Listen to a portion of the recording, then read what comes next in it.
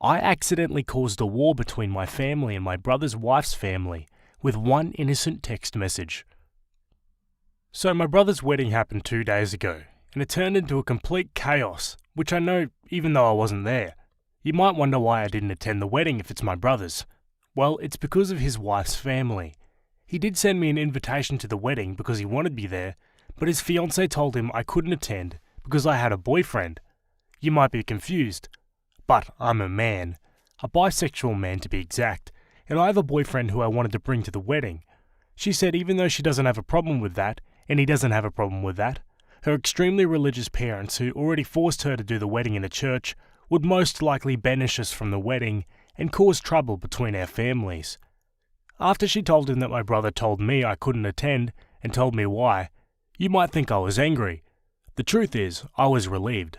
I hate going to big events with lots of people because of my social anxiety, and I already was used to not being able to attend certain events because of my sexuality, so it was nothing I haven't heard before. So at the day of the wedding, I stayed at home with my boyfriend. It's worth mentioning that my parents apparently didn't know I wasn't attending the wedding. I was chilling at home cuddling with my boyfriend when I suddenly got a text message from my parents asking me where I was because they couldn't find me at the wedding party. I told them I wasn't attending the wedding and if my brother hasn't told them anything. They said no and asked me what happened. I didn't see any reason to lie, so I sent them a text message telling them exactly why. Now I have to admit I don't exactly know what happened after I sent them this message because they read it but didn't reply. And why do they care in the first place?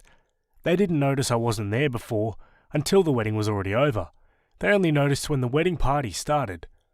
However, apparently my parents talked to my brother about it, and all of a sudden my absence was the main topic of the wedding party. From what I heard, two fronts formed. On the one hand, my parents and the rest of my family against the family of my brother's wife, and apparently he as a husband now felt compelled to take her side and tried to argue in her favour. It's crazy to think that I was just sitting at home living my best life with my boyfriend while all of that crap went down on his wedding. The wedding party was ruined, and my brother appeared on my door angrily screaming at me why I felt the need to ruin his wedding. I was confused and asked him what happened, and he told me everything. I told him it wasn't my intention. I just told their parents what happened because they didn't know and wanted to know where I was, and I thought he told them beforehand. He screamed at me that I ruined his wedding. I told him it's not my fault he wasn't honest with them. I just respected their wish to not attend the wedding. I couldn't know it would go down like this because, like I said, I couldn't attend several events before because of my sexuality, and my parents never said anything about it, so I thought it would be the same thing here. But I gotta admit, it's kinda sweet that my parents and the rest of my family stood up for me. They haven't done it before. That's a more than welcome change. But I still feel kinda bad because apparently I really ruined the wedding party. It doesn't sound like he ruined the wedding party. It sounds like the family did by not inviting him. I feel like it's kinda karma bringing it upon themselves. Also his parents for causing such an uproar. Anyway, let's look at the comments. You didn't do anything. You just explained the situation. Every action following that was a grown-ass adult choosing their own actions. It's not your job to hide the crappy things he does. It's his job not to do crappy things. You didn't ruin the party though, did you? You didn't turn up anyway and make a huge scene because you weren't allowed to bring the +1 of your choice. You were told you couldn't attend and why you didn't attend. The issue is with everyone else who, in 2023, still has problems with this stuff like who likes who. Well done to your parents for standing up for you. Some of us should be so lucky. Okay, now on to an update. Didn't think I'd give an update, but many interesting things happened. So after my brother's visit, his wife and him went to honeymoon, and the way the wedding party went might have been even worse than I imagined. What happens now is incredible. When I said in the main post that two fronts had formed, I only meant that metaphorically, of course, but it's no longer that. While nothing much interesting happened in the first 2 days afterwards, the terror started as soon as my brother and his wife went on their honeymoon. My mum and my dad visited me and told me how the wedding party escalated, and they were so close to physical violence. I thought it was funny at first, but this truly bothers me. I also want to point that you did a great job at convincing me it's not my fault, but hearing my parents' side still gave me a bad feeling in my stomach. However, like I said, the terror started shortly after they went to their honeymoon, and when I say terror, I meant that my sister-in-law's family found both my Facebook and Instagram account and started spamming me with hateful messages. I received insults and hateful messages from various different accounts who all had one thing in common. They all had somewhat of a Christian theme, and all of them had the same last name, so it wasn't hard to find out whose account it was. Mainly because I don't know my sister-in-law's family at all. I only know her, and I know her parents were homophobic Christians. But whatever. They not only started attacking me, they also found the account of my boyfriend over my account, because we're linked as a couple, and started to send him the same messages. The messages contained on one side typical bigot stuff like, "You're burning in hell for your sins." One even called me and my boyfriend two devils in disguise. The other side were just blatant insults. You get the idea. I called my parents and told them what they're doing. Then I sent a text message to my brother with screenshots of the messages his wife's family sent me, to which he replied that I shouldn't disturb him with that during his honeymoon, as I already destroyed his wedding party. I couldn't believe it. He was just like them. He did send me an apology after my mum told me she called him, but none of this is the main reason I'm giving you this update this early. Because I got a call this morning from an unknown number. I hesitated because I thought it was one of them, and I was right, but it was none of the people who insulted me. I heard a woman's voice who introduced herself as the half-sister of my brother's wife. She said it didn't go unnoticed what her family was doing, and she wanted to apologize for them. I told her I'm not going to tell anyone in her family about this, and that I don't blame her for her family's actions. She thanked me and hung up. I don't know why, but I have this feeling she only did this to protect her family from being reported. My mother wrote to me earlier that she wants to report the insults and the harassment of these people, and that she demands for my brother to divorce his wife or she will disinherit him from her will, because that's not how she raised him. A little radical in my opinion, but I understand where she's coming from. This entire thing escalated so much, it's unbelievable. Thank you all for your support on my first post. Now for some more comments. Can't wait for the next update. Let your mum be Mama Bear. You two could really be in danger given how these people are acting. Your brother needs a serious wake-up call. Stay safe, OP. I'd start keeping some pepper spray on you. Can you report them on Facebook and Instagram? I keep screenshots of everything and document it in case you need to have to file harassment charges down the line. I even keep that phone number from the apologetic caller. How is reporting them for harassment going to out this half-sister? Not like the reporting of the harassment will do anything anyway. Honestly, this family can all rot. I'd take screenshots of every message they sent and blast it everywhere. Oh, and your brother can also rot, since he's chosen this family over yours. Okay, now onto the final update. It's been a few days. First of all, me and my boyfriend are fine. Luckily for us, they didn't go any further than their text messages. My mum filed a report against them. I don't know the current situation about that, as I haven't filed the report myself. The reason I update you is a different one. First of all, one person in my sister-in-law's family is actually going to testify in my favour and against her family. It really takes courage to do so. It's the same person that called me in the last update. Somehow they found out that she's into women. No reason to hide it anymore. However, she said that she's fine and is going to stay at a friend's house. I have so much respect for what she does. Imagine the strength you need to testify against your own family. I now feel bad for assuming she only called me to save her family from being reported. More importantly, what is the current situation with my brother? Well, my mum talked to him and told him to leave his wife or she will disinherit him from her will. He decided to stay with his wife and my mum made her threat come true. He's no longer in her will. My father did the same. When I visited them, I told them that I wish that this entire situation went different. They assured me it's not my fault, but I feel like if it wasn't for me, then my family wouldn't be ripped apart like this. Haven't talked to my brother since then. My boyfriend feels similar. He also told me he kind of feels responsible for all this chaos. I assured him it's not his fault, but honestly I wasn't even sure if I could say this in my position. On the other hand, it was my sister-in-law's family's bigotry that ruined everything, and everything would have been fine if I could have just attended. But now it's time for me to grow distant to this situation. We see what the report will do. I followed your advice to document everything. The insulting and harassing messages continued until 2 days ago, so I have much to say about them. Unfortunately, homophobia is still very much normalised in our society. I already said it in a post on my profile, but the reason I'm so calm and casual about the situation is the simple fact that I'm used to situations like this. They don't get to me anymore. If I let any insult get to me, I wouldn't make it for a long time. It's a coping mechanism. I've been into situations where I was sent into hospital because I kissed my boyfriend in public, so insults and harassment like theirs is nothing I haven't seen before. I want to say thank you all for your support on my first 2 posts.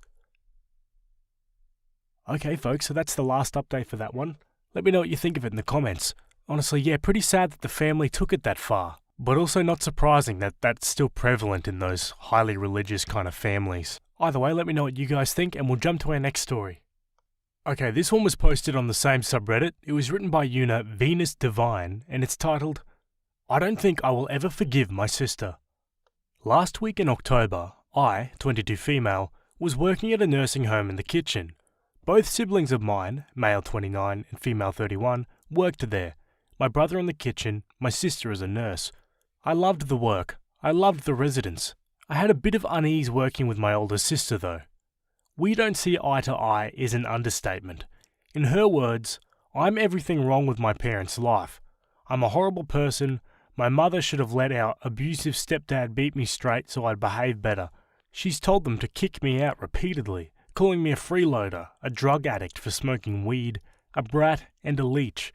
Never mind she's a drunk and has been since she could start drinking, even drinking and driving constantly. It was 2 weeks before Christmas, and I started having sudden extreme swelling in my abdomen with pain so bad it made me cry. I was supposed to see the doctor that day, but had to work even though I'd requested that day off. I was sent home in tears, with my stomach making me look heavily pregnant, and the pain so bad no one could touch me. My first visit to the ER was a bust. I was given morphine and told it was my PCOS, then sent home with heavy painkillers.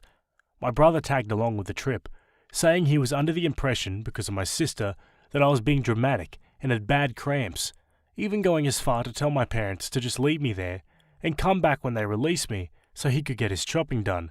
This didn't go over well with me, obviously. Cue me going back to work and the same thing happened. The swelling, the pain, the tears. I could barely walk. It was a pained waddle at best. But I was told by my lovely sister to suck it up and come into work, even telling me if I missed work again I would be fired. 2 days in a row I was sent home, then told to resign until my medical issues were resolved. Even the nursing staff were worried. One of the ladies telling me I should be in the hospital and not work as I looked 9 months pregnant with the swelling. Another ER visit was the same result with no improvement. After I quit, my sister descended like a vulture. She started doubling down on telling my parents to kick me out, telling everyone I'm just too lazy to work now, even going as far as to tell our own parents that I don't need a doctor, I need a psychiatrist because I'm crazy and faking everything. She told me on my birthday, 5 drinks in, and right in front of my parents as I was talking about bills, that I wouldn't have to worry about the bills if I actually kept a job. I never talk back. I'm the quiet one. I don't fight back. But I was done. I turned and pointed at her and said, "Don't you start. Don't you even effing start with me. I am tired. I am sick. Just effing stop." Her eyes got as wide as silver dollars. My birthday is just before Christmas, and I haven't talked to her since. On Christmas Day, I remember passing everyone their gifts with a smile. When I got to her, I tossed it at her really hard and just said, "You." I didn't even thank her for anything. Now she does nothing but try to get me to talk. Compliments on the gift I gave, asking how I'm feeling, trying to ask our mum how I am, or asking my brother to see if I'll tell him anything. I have a stomach biopsy and endoscopy scheduled, then multiple OBGYN visits and even more tests after that. I'm refusing to tell her about any of it. As far as I'm concerned, I don't have a sister. Geez, yeah, that sister sounds like a piece of work. Let's jump to the comments. OP, your sister sounds like an alcoholic and a B. Your family doesn't sound that much better since they seem to follow her. Family can suck.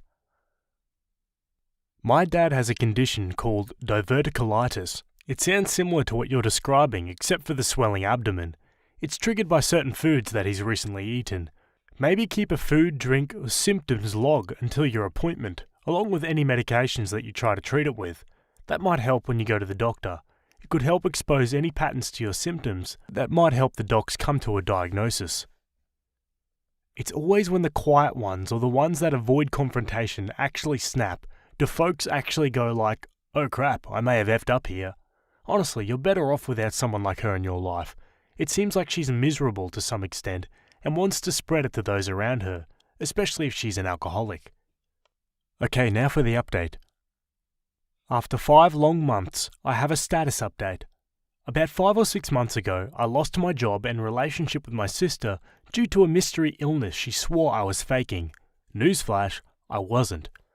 After more tests than I can count, I have an answer. Well, sort of. As it turns out, I have a very large cyst on my ovaries that is bleeding, causing even more irritation and pain in the long run. Endo is a strong contender for a diagnosis as well. So no, dear sister, I don't have the magic power to inflate my stomach, cry on command, and I don't make myself puke for attention. I'm currently awaiting a doctor's visit, going over treatment and even possible surgery. Unfortunately, my mother has told my sister everything, which she accomplished by taking my mum out on mummy-daughter days and spoiling her with more gifts than you can imagine. Unsurprisingly, I was never included. She still makes snide comments and even took her fork while we were at the dinner one night, poked my stomach repeatedly, and said for everyone and God to hear, quote, "Wow, I never thought I'd see the day your stomach doesn't look like a balloon. What changed? You don't look as fat and swollen." The look I gave her could melt a hole through a diamond, so I told her, "It's because I'm not in pain right now, you jerk." My mum is trying to get me to be nice to her, telling me that's just how she is. She doesn't mean anything bad. She's your sister, and I didn't raise you to not get along. I told her if my sister didn't mean what she said, then she should apologize for making those comments. As of right now, she's still on my crap list. Mum is definitely climbing the list, but I have good news. I got a job. It's well paid and low impact, plus I get 3 breaks a day and weekends off. I even have paid holidays off. I'm loving it, and although it's hard work, I'm excited to finally pick up the pieces of my life. My brother even told me I was the hardest worker they had at my old job, and unfortunately the replacement isn't even doing half of what I could do in a day. And while I miss my residents, and I still know their special orders by heart, I have never felt such relief in knowing that who I work with now don't even know my family.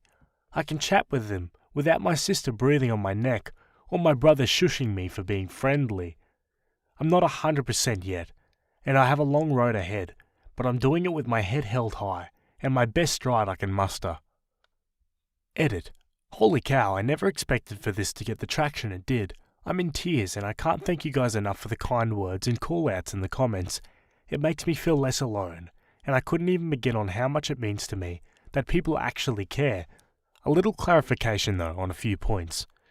My mother does believe that I'm sick. She even goes to the doctor with me and comforts me when I'm doing really bad. She grew up in an abusive household and doesn't really have a close relationship with her family.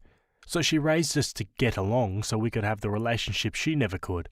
It's no excuse for her response, but it does mean I understand where she's coming from. Again, not an excuse for that bad response, but she does care and has been helping me out a lot. My sister can be a good person when she wants to be. When she wants to be is the catch. I still love her. She raised me when my parents had to work double shifts and long days, and is the reason I still eat ramen when I'm sad, lol. She's always been mean, but now she seems to be getting meaner. And she's going through bad things too, but that's no excuse to be horrible. I just thought that whatever is biting her butt, let's go soon. My brother and I have always been close, and he asks me how I feel whenever I see him. When I lost my job, he bought my pets food. When I needed a ride into town and had no gas money, he let me crash at his place for the night and took me. Sure, we fight too, but we're on better terms. And as I said, there's no excuse for being dismissive or downright nasty.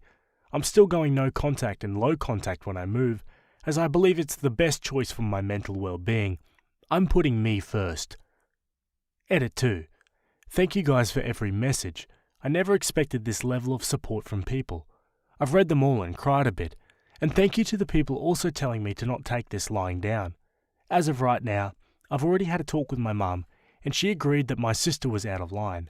She did repeat that that's just how she is, but she didn't say that it was about time I said something to her about it, and she wasn't going to stop me. It's between me and my sister now. She's visiting in a few days, so we'll see how it goes, although until she says something, I will be silent.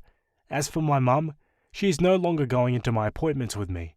She agreed to sit in the waiting room for me, unless I desperately need her help. Okay guys, so that's the end of that story. Let me know what you think of it in the comments. Honestly, I don't know why Opie would even bother going through that with her sister. Just cut her out at that point. My wife asked me to choose between my mum and her, and I think I'm going to divorce her. A little background. My mum and dad were both orphans. My dad died 2 weeks before I was born. My mum didn't really have a support system, so we were just the two of us. I never lacked anything because my mother worked all her life to give me the life I have today, and didn't even have time for herself to start a new life again. She did all the little jobs possible so that we didn't miss anything. She deprived herself of food to give me food. I had very good clothes, while she had none. I saw her make sacrifices again and again, and always with a smile. Frankly, I always thought she was an angel dressed in a human body. The only time she yelled at me was when I was 16, when I saw her getting sick and working at the same time. I wanted to help her by finding a job, but she was angry and told me it was not my job to take care of her, and it was up to her to take care of me. She wanted me to get really good grades to get into the best universities. It's the only way I can protect myself when she can't anymore. Even at university, she didn't want me to work. I had to be focused on my studies, but she wanted me to volunteer so that I could be an adult who could do something with his hands. I met my wife there, while both of us were volunteers. My wife is a good person, but she was never close to her parents or her siblings. Yet she adored my mother since she met her. There were times when I thought she loved my mother more than she loved me, and we laughed about it. Deep down, I think she was looking for the bond between mother and daughter that she did not have from her mother. When I finished my studies, I found a job, we moved in together, but she wasn't comfortable that I called my mum every day. Mind you, those were 10 to 15 minute calls, but eventually she said stop. 2 years later, I bought a house for my mother because we never had a house in our name. We lived from apartment to apartment, so for all the sacrifices she made, it was for me, the least of it, and it was non-negotiable. That's where the problem started with my wife, then girlfriend. She wanted me to think about us first. I told her my dream had always been to buy my mum a house since I was little, and that's what I had to do. But she complained about it to my mum. My mum didn't even know I bought a house for her, as it was supposed to be a surprise for her birthday. She was uncomfortable of receiving the house because of my wife, and told me that wasn't necessary, that we could use it for us when we get married. I was furious. I told my mother that the house was for her, and that she could do with it whatever she wanted, but it was time for her to think about herself first. Our relationship survived. We got married, and then we had our own house. Our life was going well, until 2 months ago when my mother fell ill. I wanted her to come and live with us so that I could take care of her, but my wife didn't want to. I then decided to rent an apartment with my own money right next to our house so that I could be close to her and go there to take care of her. But even that idea didn't set well with my wife. Me and my wife don't have children yet. We both work. I usually come home at 6 p.m, but since my mother is sick, I go to see her and come home at 8 p.m. On weekends, I see her for 1 or 2 hours, and the rest of the time I spend it with my wife. We go on dates. I always accompany her in her hobbies, even though she never went to mine. 2 days ago, she told me that she thought about it, and she thinks I prioritize my mother too much. She told me that I had to choose between my mother and the life I want to build with her. The truth is that I never made her feel that way. We both work, but I'm the one who cooks, and I pay a person to do the housework. I make sure I do the dishes she likes. She didn't even know what I'd like to eat because I never complain. I run her baths, give her massages, flowers. I write her poems that I hide somewhere in the house for her to find out. We go on a trip 1 weekend a month. I earn much more money than her. I told her to keep her money for herself, and I take care of all the bills, even hers. I always make sure to listen to her and consider her opinion, and I think I'm easygoing because I can change my mind to accommodate hers. but I realize that she tries to completely dominate me, and the only subject where I don't give her a choice is my relationship with my mother. So there, I'm going to have a talk with her and put some very clear boundaries. If she doesn't want to, well, we're going to divorce. Just want it out of my chest. Now for some relevant comments. If you're not neglecting your wife, what does she want from you? Opie replies, well, I asked the same question, but she can't answer. She said she feels that way. I think she does a lot of projecting of her own relationship with her mother. Her mother is very toxic and abusive. I always try to be there for her, listening to her, being her support system, but any time I'm listening to her, she ends up telling me I can't even understand her because I have the perfect mother. More about his wife and mum's relationship. As I say in some of my comments, I didn't do justice to my wife when I wrote the post because I was so upset and overwhelmed, but she is a wonderful human being, not just with me, but with everybody as far as I know. And of course when I cook, she will wash the dishes. We have a housekeeper too. She was with me when I didn't have money, supported me a lot when I decided to create my own company, and we get along very well. I always told my wife, since she was my girlfriend, that she was family. There are no sides because we are all on the same side. Matter of fact, my wife talks to my mum every day and calls her mum. She buys her gifts more than I do. She even told me once that she wished she was her mum. So because of that paradox, I'm lost. I honestly don't recall the way I present stuff as, let's do this for my mum, or I am doing this, but it's something I have to pay attention for. The thing is, my wife has her own accounts and never consults me for things she does with that money, and it's fine for me. We have accounts that we use for our daily financial expenses or major financial decisions, and everything related to those accounts we discuss about. She is the one in charge with that. And of course, we have savings accounts too, but I also have my own accounts. It's with those accounts that I, for example, rent a house for my mum to be near us, that I can help friends here and there, and doing whatever reasonable enjoyment I have. So I don't really get the problem, to be honest. As far as I'm concerned, I won't put my mum aside while she needs me. That's a deal breaker for me. So I will suggest therapy first before taking any decisions. One more comment to address the many people who think he is treating his mum as his wife or prioritising his mum. You're into some weird manga or something, treating my mum as she was my wife? I don't have Oedipus complex, you can feel at ease. I won't say it again, because you can believe whatever brings you to the conclusion you already made up in your own mind. But yeah, I'm a big mama's boy, because I call my mum less than 15 minutes every day, and will see her every other Sunday. Yes, I'm a crappy husband because I wanted to commit the crime of moving in my mum so she heals, but ended up committing a bigger crime by renting a house near mine so I can spend 2 hours with her every day while she's sick. What a crappy human being I am for buying a house for my mum, while my wife wasn't even my wife. What a crappy husband I am for not taking consideration of my wife's feelings in the matter of how to handle my relationship with my mother. But guess what? I'm freaking proud of myself for what I'm doing handling the relationship with my mother. I'm just a different human being than you. So you do you, and I'll stay the crappy human I am. Geez, honestly, it sounds like there's issues on both sides here. Let's go to an update. Hey guys, I keep getting messages asking me for an update. I wanted to do it sooner but couldn't spare time to do it properly. First of all, I'd like to thank everyone for the comments and DMs in my last post. I tried to reply to everyone but I couldn't. I read you all though. Before confronting my wife, I had time to reflect, and I came to the conclusion that I will never again let anyone in my life dictate the relationship I should have with my mother or the time I should dedicate to her. So I decided to answer the ultimatum. But first I wanted to know if there was another reason why she gave me this ultimatum. She replied that, nope. I asked her, apart from what she blamed me for, was there something she wanted to tell me, but she couldn't tell me. She said there was nothing and asked me to come to the point. So I told her I wanted a divorce. She remained frozen. I think she was shocked because she wasn't talking. She was just staring at me. I tell her everything that was on my mind, that our values are too different. I was going through the worst moment of my life. My mother was sick. We did several tests with her. We still don't know what she's suffering from. We don't know her family medical history because she was an orphan. It makes me anxious to know that overnight I could find myself alone in the world. Yes, alone in the world, because in these difficult times, all I needed was her support. But if my own wife thinks that I should give less attention to my mother, who is sick and who needs me more than ever, it's time to go our separate ways. She still didn't say anything, so I told her I'm going to a hotel for now, and we'll discuss later how we're going to separate. I took some of my things and left. The next day when I went to see my mother, she figured out something wasn't right, but I was not going to tell her I was separating from my wife because she could not bear our relationship, especially since she was sick like that.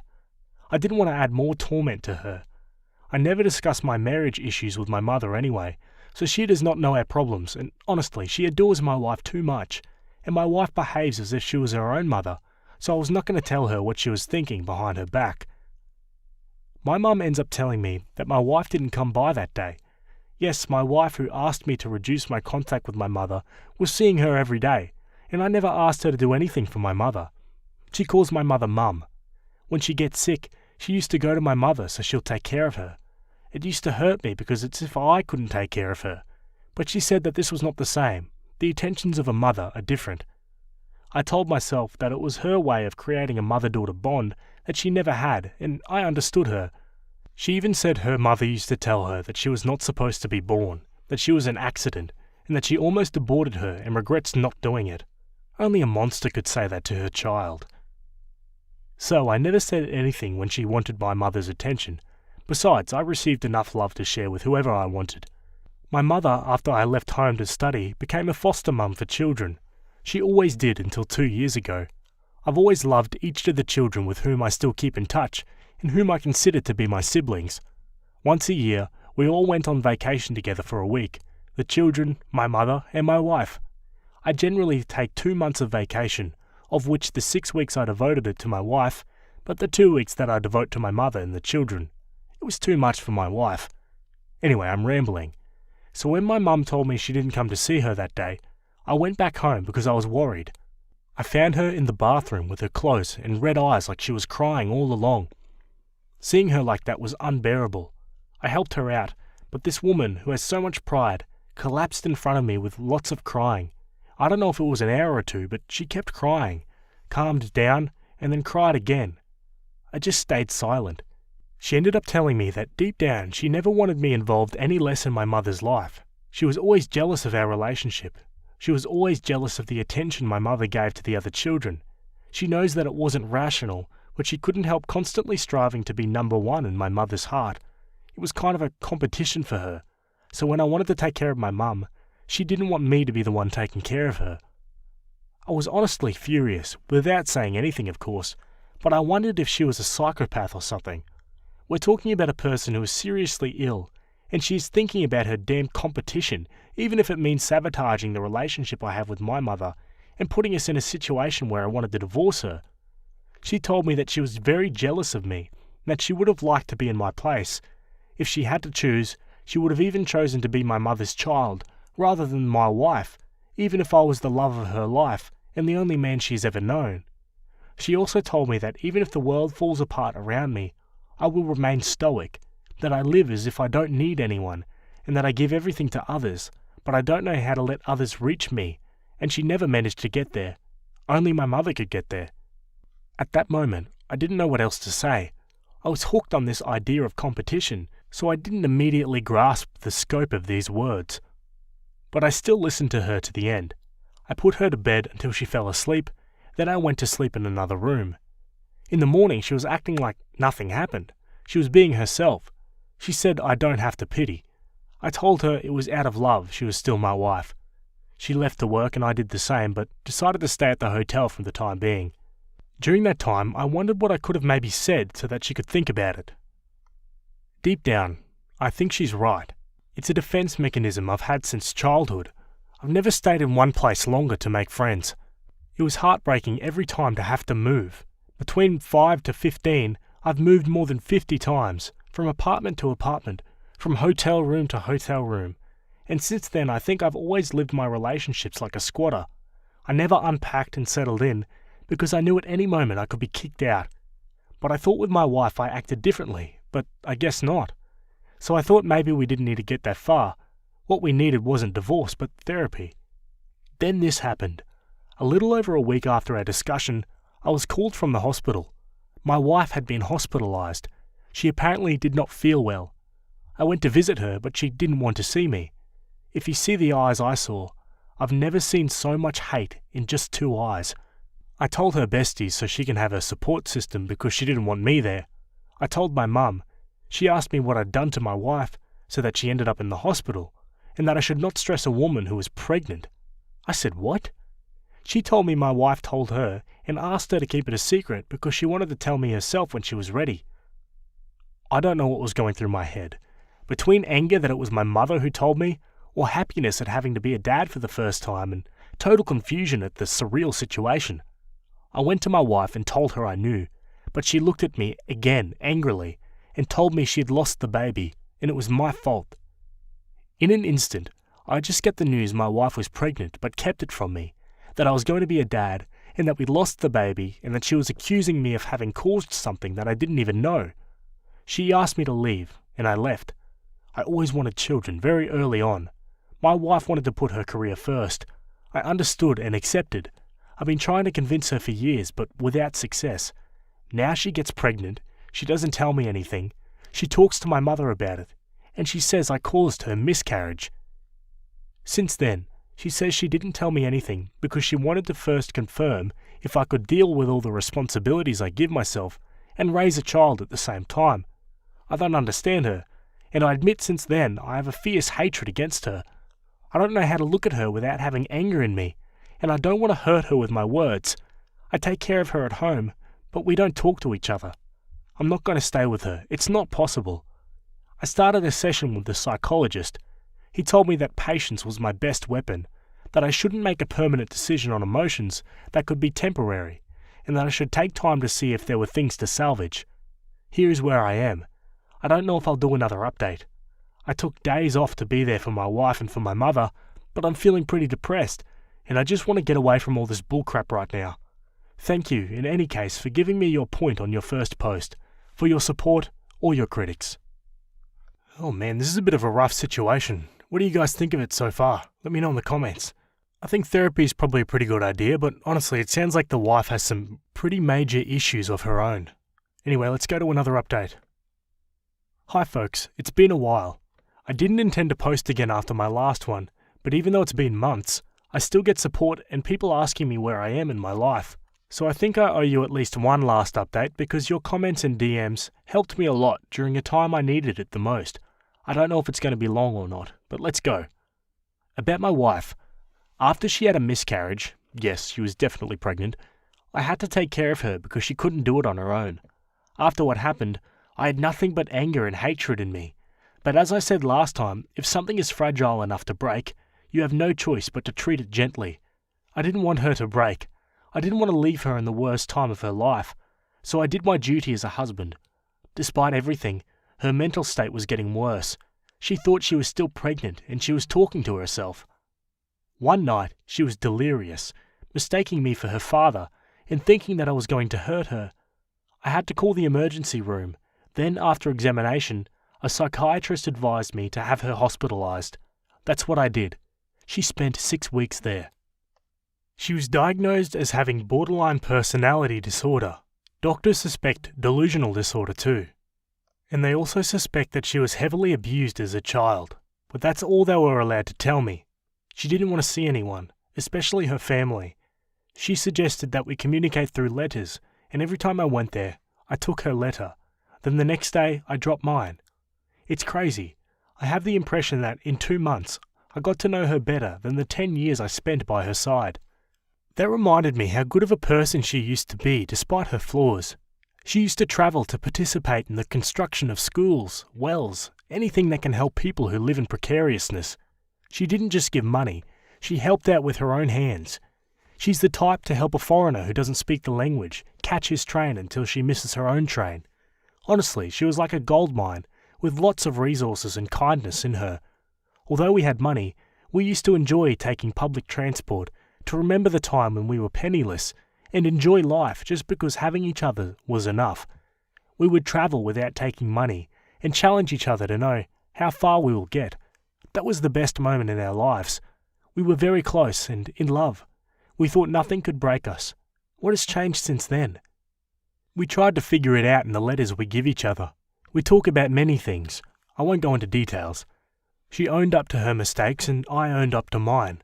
She takes full responsibility of the consequences of her actions. She apologizes for how she treated me and knows that the only possible outcome is that we divorce. She needs to heal and work on herself. She said she has a long way to go and it wasn't fair for me. She said that given her condition, I wasn't going to talk to her about a divorce. She had to do it herself. There are some battles she needed to fight on her own. Otherwise, she'll never be the best version she could be. She doesn't know how long it's going to take, but if she gets there and I haven't moved on, then she'll be happy to start again with me. I've always lived with the idea of fixing broken things rather than throwing them away, but that doesn't work with humans.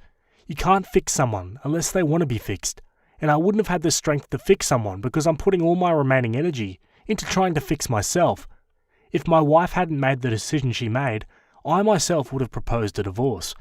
Paradoxically, it was because she made the decision she made that I saw that there was hope for us. I then offered her a separation rather than a divorce, and a year from now, if we still want to get divorced, we'll get divorced. If we trust that we could be in a healthy relationship, then we'll get to know each other again, communicate, and try to do things differently. She agreed and said that was what she hoped. When she got out of the hospital, she didn't want us to meet because if we saw each other, she wouldn't have had the strength to keep her resolutions.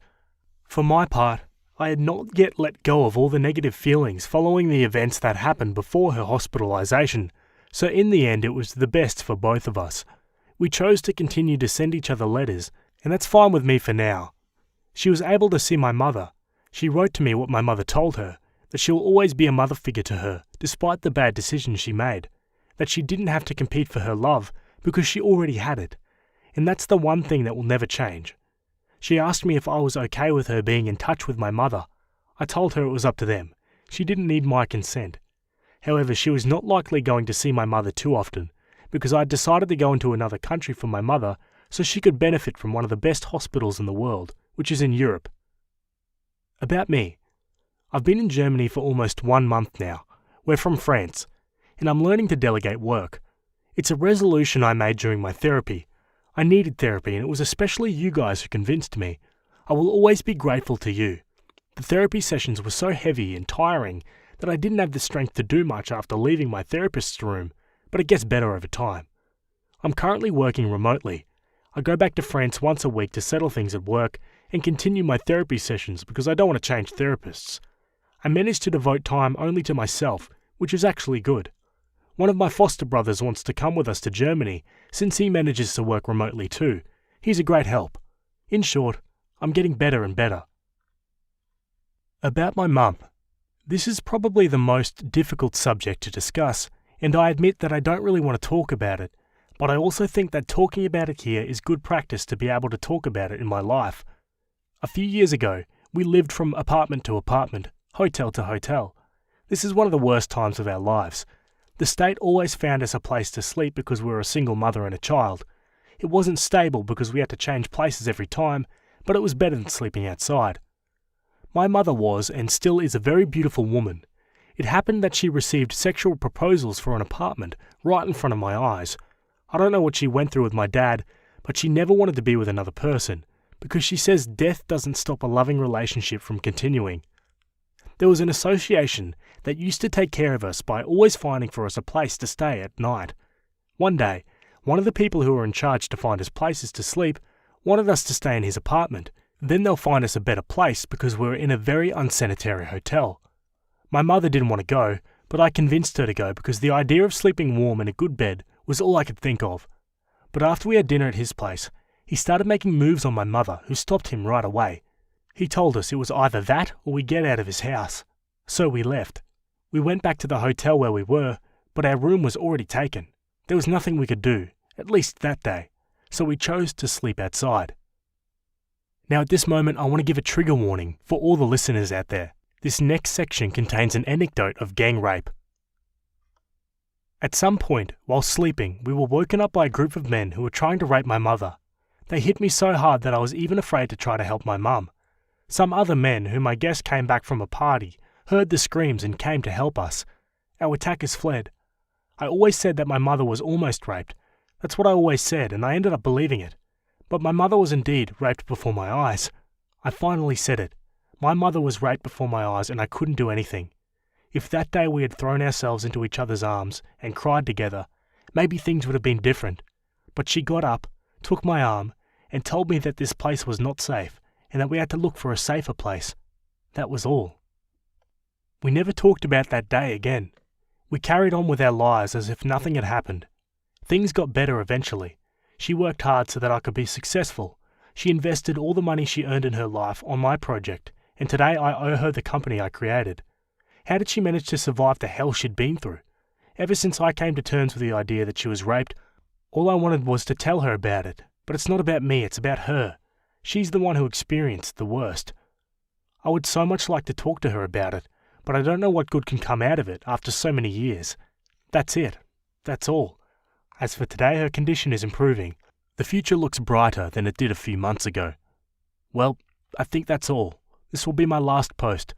To all who have followed me in those hard times, I thank you from the bottom of my heart and wish you the best in your life. May what you have left to live be better than what you've already lived. Wow, so there you go, guys. That's the end of that story. Pretty depressing, but I think ultimately hopeful at the end. One comment describes this story as the story of two people with undiagnosed childhood trauma trying to get together and share the one caring parent they have. Yikes, I wish them both the best. Yeah, I think they say the most important lesson in moving forward is coming to terms with your past first, and it's good to get it all out there, even if it is on a platform like Reddit. Am I the a-hole for switching out my daughter's school lunches behind my wife's back? My wife Sarah, 36 female, and I, 35 male, have an 11-year-old daughter named Lily. Lily had begun attending 6th grade in September, but this problem only recently became a major issue. Sarah is Indian and makes great dishes that the whole family enjoys, and tends to pack these lunches for Lily as well. She typically packs Lily a rice with dal in a container or something similar, which she had no issues with in elementary school. However, recently Lily came sobbing to her mum and I about the lunches she took. The kids at school had been making fun of her food, which absolutely made my heart break. I had struggled with the same thing at her age. I come from a Chinese family and would always take homemade food to school too. And when I asked her if she wanted us to report the problem, she begged us not to so she wouldn't be called a snitch or worse.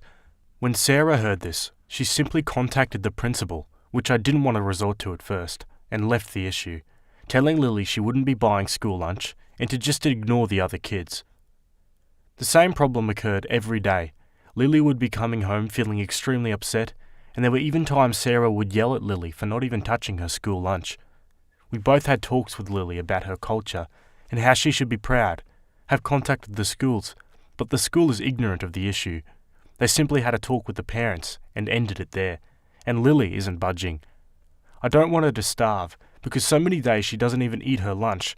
I know how brutal middle schoolers can be, and I didn't want Lily to feel insecure or upset, even if it meant her taking other lunches. But Sarah refuses to make other lunches. I began to make other lunches for Lily, like sandwiches, or sometimes mac and cheese, so she'd feel more comfortable eating it in school in front of her classmates as a final resort, when nothing else worked. I would take Lily's lunch for myself at work, and pack her own lunch early in the morning, which she finished and seemed happier when coming home daily after. However, this only worked for about 2 weeks, until Sarah found out and was infuriated. She said I was denying Lily her culture, and she needed to learn to stop being insulted by other kids, telling me I'm raising Lily to get whatever she wants. Is Sarah right? Am I the a-hole? Honestly, at this point, I would say not the a-hole. You're looking out for the best interests of your kid, and that right now is not being bullied at school and being able to eat something at school and, maintain nourishment. I think eventually your daughter will come around to the fact that, she shouldn't take this kind of bullying from people. But she's in middle school, man. Kids don't think like that at that age. So I think it's a pretty nice thing of you to do to actually pack a different lunch so she feels more comfortable eating in front of her friends. For now, at least. Anyway, let's see what the comments have to say. Not the a-hole. Middle school is a time when kids are merciless to each other.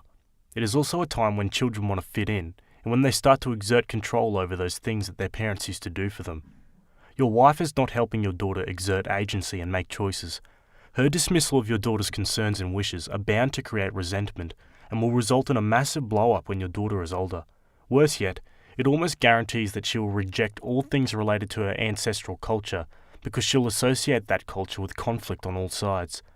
Discuss compromises such as keeping the home foods for after-school snacks.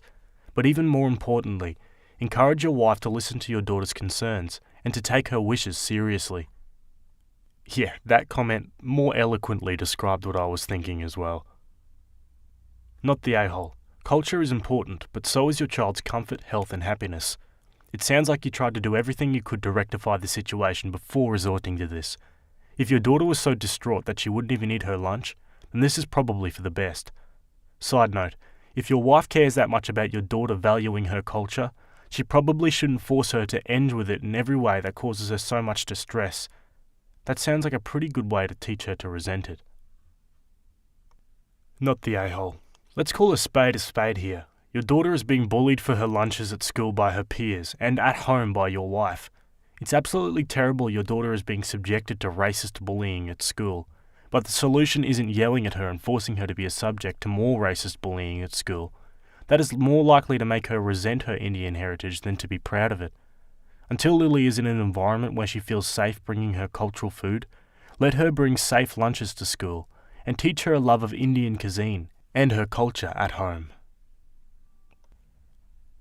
Okay, let's move on to the update to this story.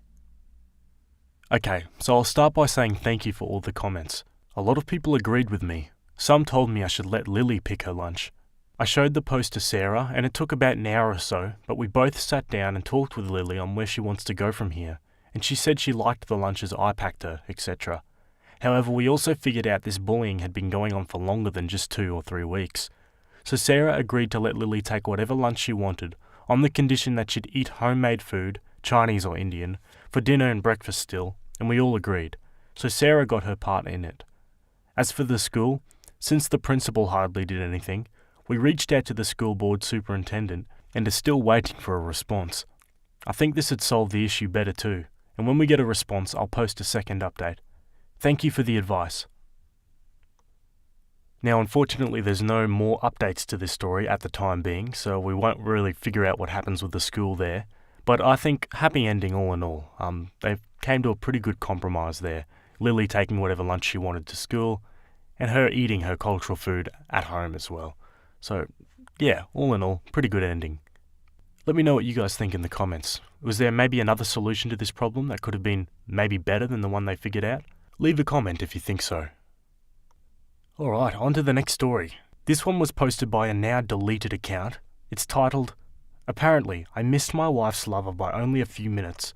I found out when she texted me accidentally instead of him. Reddit, when did you know for sure it was over?" I went on a business trip this weekend and got home at 6:25 a.m. I didn't want to wake her and the kids, so I sat quietly in the living room watching TV. A few minutes later, I get a text from her. "Thanks for staying over, babe. I love sleeping next to you." Obviously, I wasn't here last night. I'm still on the couch and haven't responded. I think she went back to sleep and has no idea she accidentally texted me. Monday, July 30th, 2012. 1. I had to go to work before confronting her. I think it was better anyway, since it gave me time to think about what to say instead of rushing to anger. 2. I asked my assistant to go to the 7-Eleven next door and see if they have a Shiner Bock. If they don't, I'll ask him to go as far as Publix, for science. Edit, we didn't find any. 3. She finally texted me at work and said that her girlfriend stayed over. I didn't respond. Update, Tuesday, July 31st, 2012. 1. I left work last night and went to dinner with one of my work partners. 2. I didn't say a word to my wife when I came to bed. In the morning I mentioned the text after I woke up. I told her I was surprised she would use that language with a girlfriend. 3.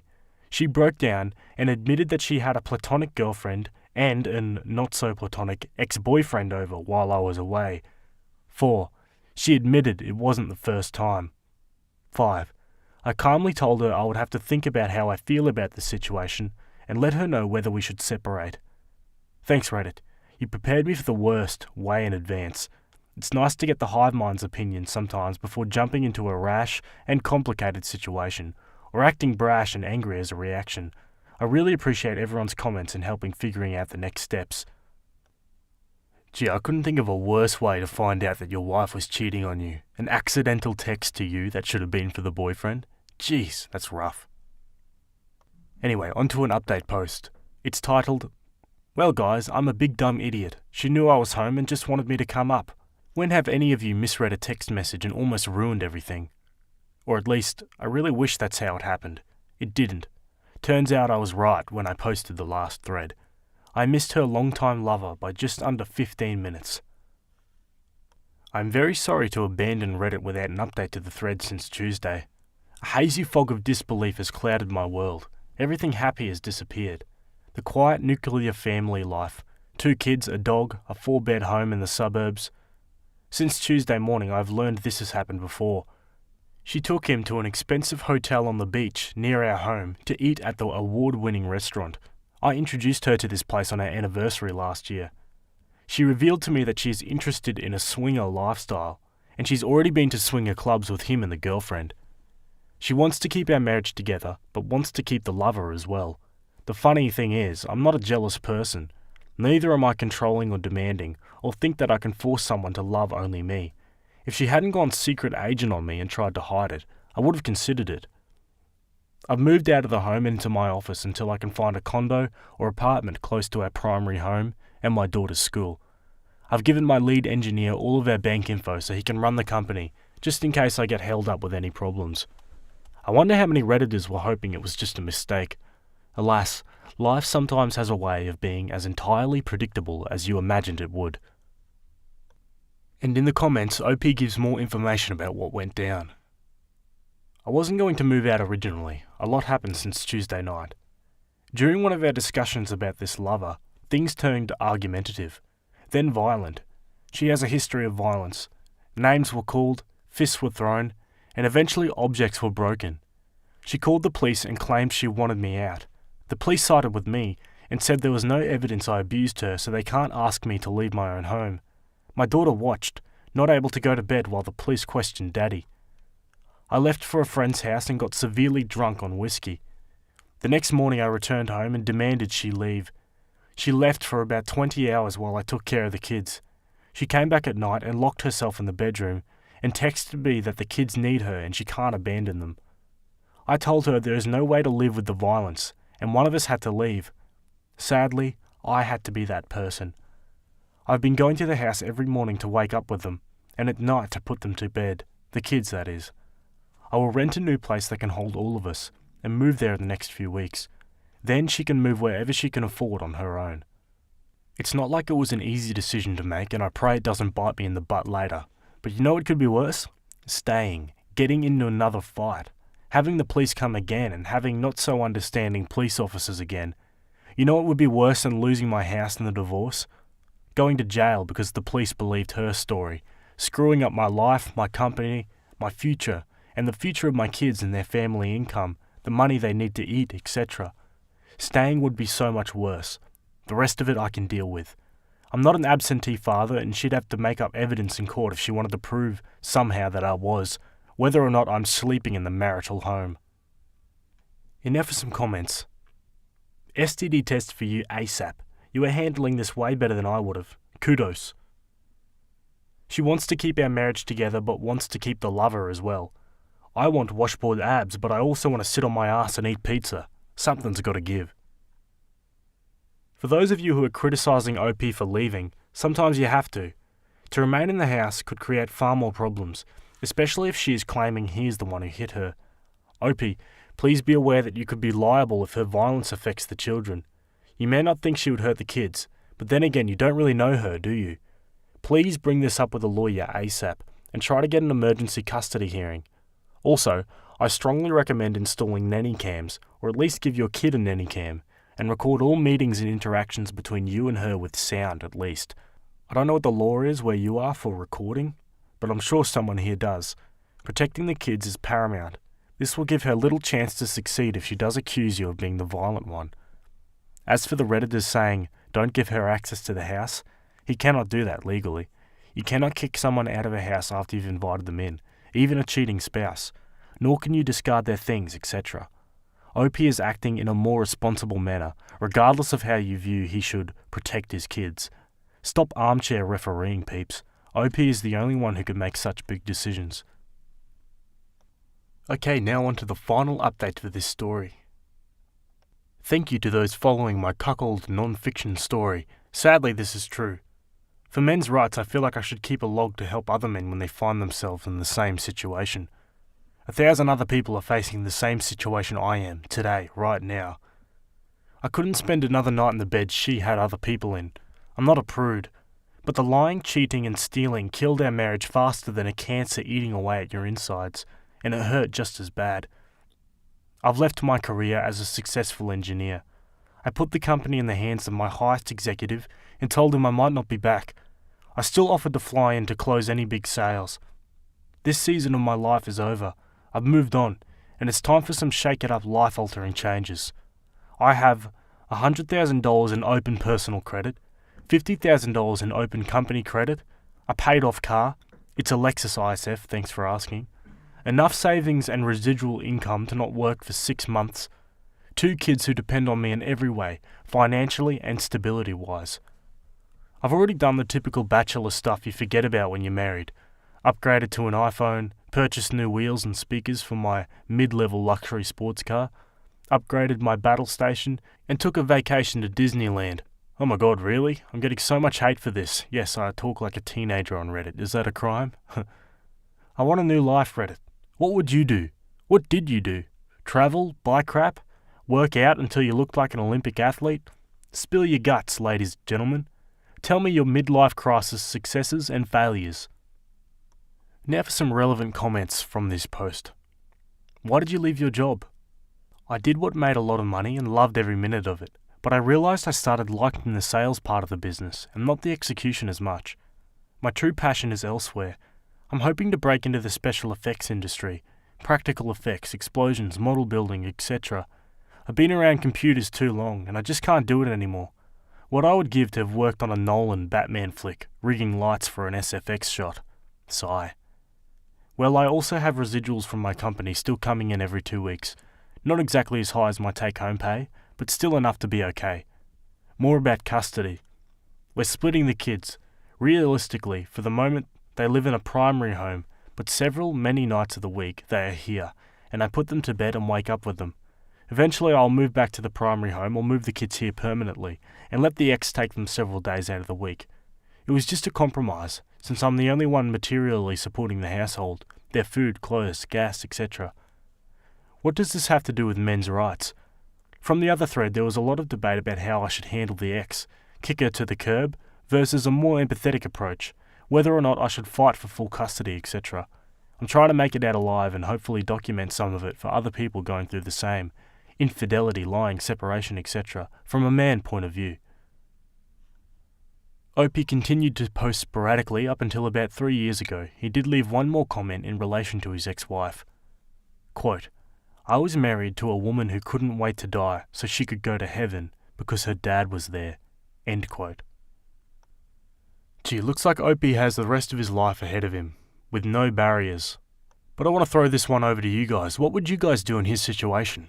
You've cleaned up everything behind you, and you got your whole life ahead of you. You can do anything. What would you do? Let me know. Alrighty, and now on to our final story for today.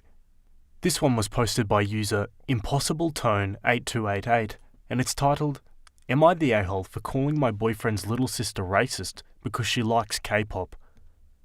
For background, my parents and I, female 21, moved from South Korea to America when I was 13. Both my parents are Korean too. My boyfriend, male 22, and I have been dating for 6 months. We go to college together. My family lives in the same city that our college is.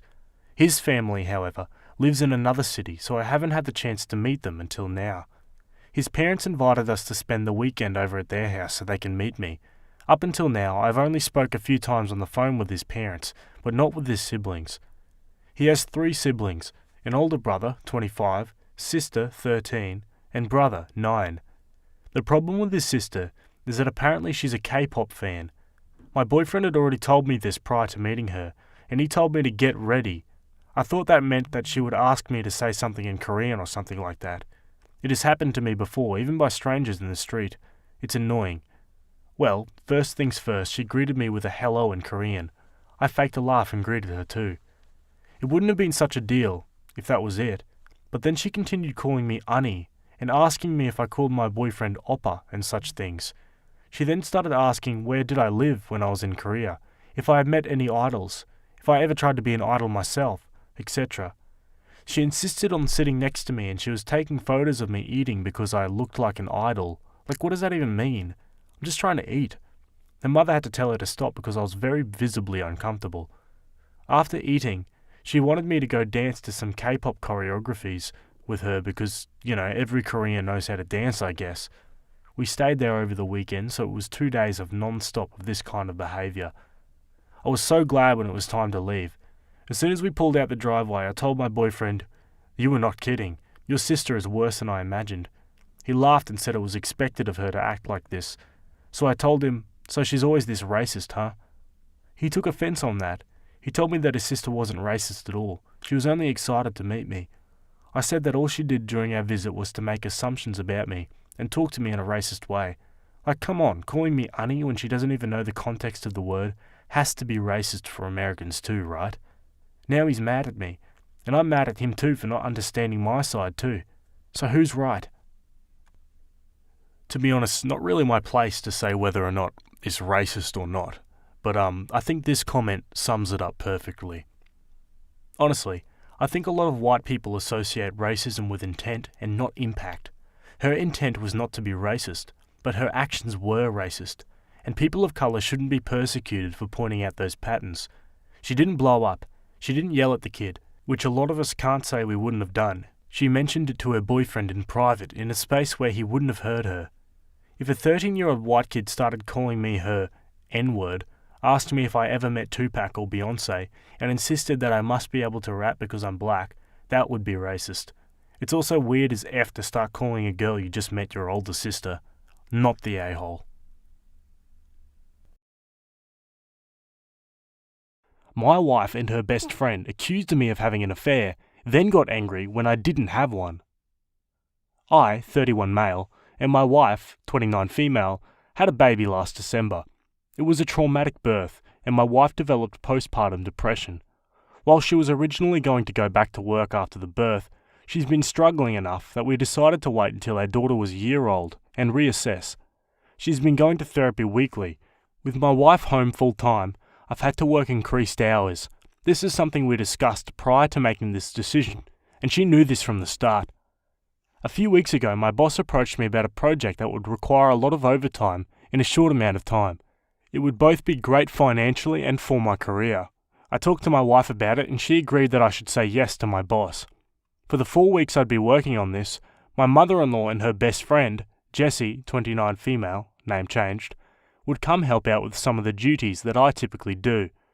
Jessie is a stay-at-home mum with a 4-year-old and a 2-year-old. She began coming over during the day and would watch the kids with my wife. 3 weeks into the project, it became clear that we need a few more weeks to get it together. I went home that night and talked to my wife about it. She said she was okay with it, but got very cold in the days after. It wasn't unusual behaviour over the past few months, so I didn't think much about it and tried not to take it personally. During the last week of the project, I got home one night and saw that Jessie was still at the house. I didn't think much about it, said hi to her and my wife, and then went to go check on our daughter. Before I could get to her room, I heard Jessie say something along the lines of, "He doesn't even stop to greet you. Definitely a sign." I turned around and asked what it was a sign of. Immediately my wife started crying and Jessie started accusing me of having an affair. She told me that I must hate my wife because she has PPD and am not attracted to her because she gained weight from the pregnancy. Neither of those things are true. I'm trying my best to help my wife through her PPD while supporting our family. And I think she looks great how she is right now. She just hasn't wanted to have sex and I haven't pushed. Jessie then demanded to see my phone. I told her no. She told me that's a sign that I'm guilty. I told my wife that I would let her see my phone if she wanted to. She nodded and something inside me broke. I guess it was the thought that she actually believed I was having an affair really got to me, and that she didn't trust me after everything we've been through. Well, she looked through the phone and there was no evidence. Jessie started saying that I deleted the evidence. She started screaming and woke up our daughter, so I told her to get out of the house. Eventually she left and I went to calm our daughter since my wife was still on the couch crying. When my daughter was asleep again, I sat down by my wife and tried to talk to her about what's been happening. She told me that she's been worried ever since I started working all the overtime. I told her that we'd talked about how good of an opportunity it was, and she agreed to letting me take on this project. She said it was very suspicious to increase the length of the project. I told her that sometimes that happens. She wanted more evidence, so I showed her messages and emails with timestamps from work and pay stubs showing the overtime.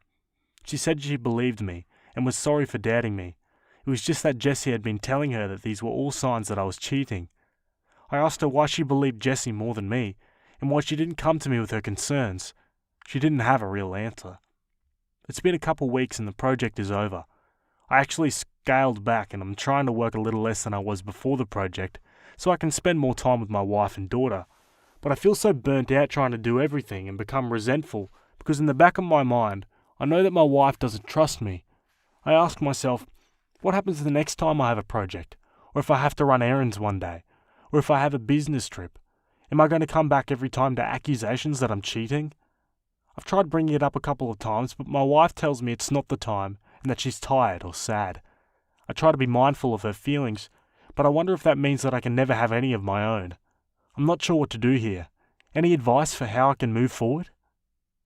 Interesting situation here. I honestly think they need to ditch Jessie, the friend, because she's obviously projecting some sort of insecurity of her own onto the wife. But yeah, I don't know, I guess maybe it'll pass with the PPD, but who knows with these things. Let's look at the comments. You need couples therapy and to ditch Jessie. This is a crappy situation made worse by your wife's friend, who is possibly projecting her own relationship issues onto you guys. I would go to couples counselling and keep reassuring your wife that you love her. Depression makes you think crazy things. I hope the best for you. Jessie probably projected her own problems into your relationship. You have to tell your wife that she should trust you. Maybe some therapy. Her best friend damaged a lot of something that wasn't her freaking problem. She is the devil on your wife's shoulder. Wow. Jessie should be crossed off the friend list immediately. Your wife is extremely unstable right now. The last thing she needs is someone putting lies into her head. Is there a way for the two of you to attend a couple of the therapy sessions together to get all of this discussed? It honestly doesn't seem like the one time a week session is sufficient for how bad her mental health may be. Is she on medication? You can't walk on eggshells, and you can't put your job at risk by refusing work trips, etc. Yeah, so all the comments pretty much echo my sentiment. Anyway, let's jump to the update. Thank you to everyone for all of the advice and support on my previous post. I think a lot of you pointed out what should have been obvious, that I needed to get a therapist and start looking after my own mental health. A couple people asked for an update, so I'm giving one, but it's not happy. That night I approached my wife and told her that I was going to find a therapist. I didn't connect it to her accusations or anything, just said that I was having a tough time and needed therapy. She shrugged and told me to do whatever. Next day, I got home from work and our room and my home office were ripped apart. Things everywhere. Important papers scattered. I don't see her, but our daughter's in her room crying. My wife left her alone. Her cell phone's off. I call my in-laws and a few friends, but no one's seen her. I'm starting to get worried and I call my mum to see if she can babysit while I go out and look for her. Before my mum can get home, my wife gets back. Jessie's driving. Jessie doesn't come in. She hasn't been back in the house since I kicked her out because she was offended by my behaviour, but my wife does. She's clearly upset, been crying. I asked what happened. I thought at first the house might have been robbed. She starts screaming at me that I'm being unfaithful and that the therapy is a front so I can meet my mistress. I try to calm her down and tell her that's not true, but she came at me and she hit me. My nose is broken. She kind of realised what she did and sat down on the couch and went comatose, just stared at the wall. I went into my daughter's room and locked the door. Called my mum to tell her what had happened. She was already on her way. And my mother-in-law to ask her to come over and take care of my wife. I packed a bag for my daughter, and when my mum got there, we left. My wife didn't even look up. We dropped my daughter off with my dad, and then went to urgent care for my nose. I got blood all over my mum's new Subaru.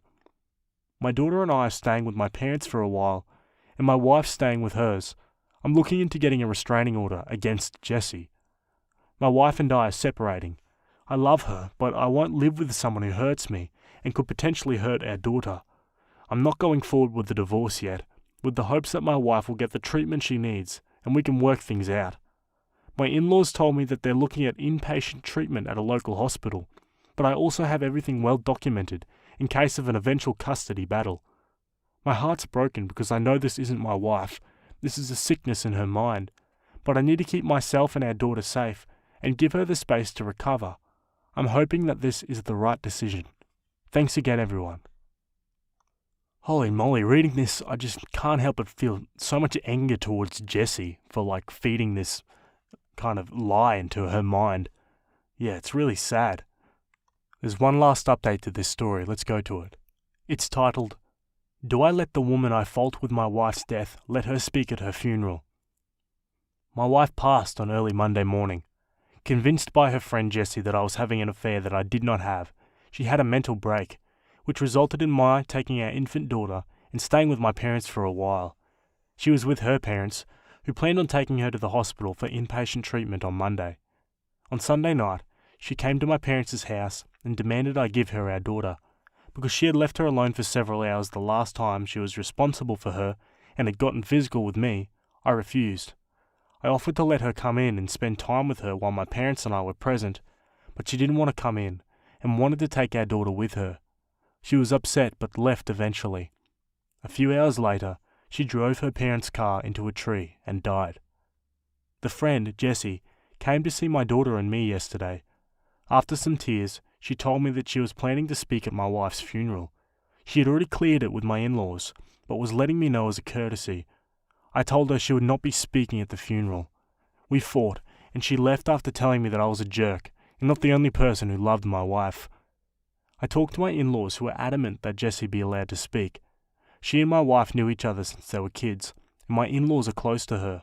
We're all very fragile right now, and I fear that pushing this further would hurt my relationship with my in-laws, which I don't want. Still, the thought of seeing Jessie up there at my wife's funeral makes me sick.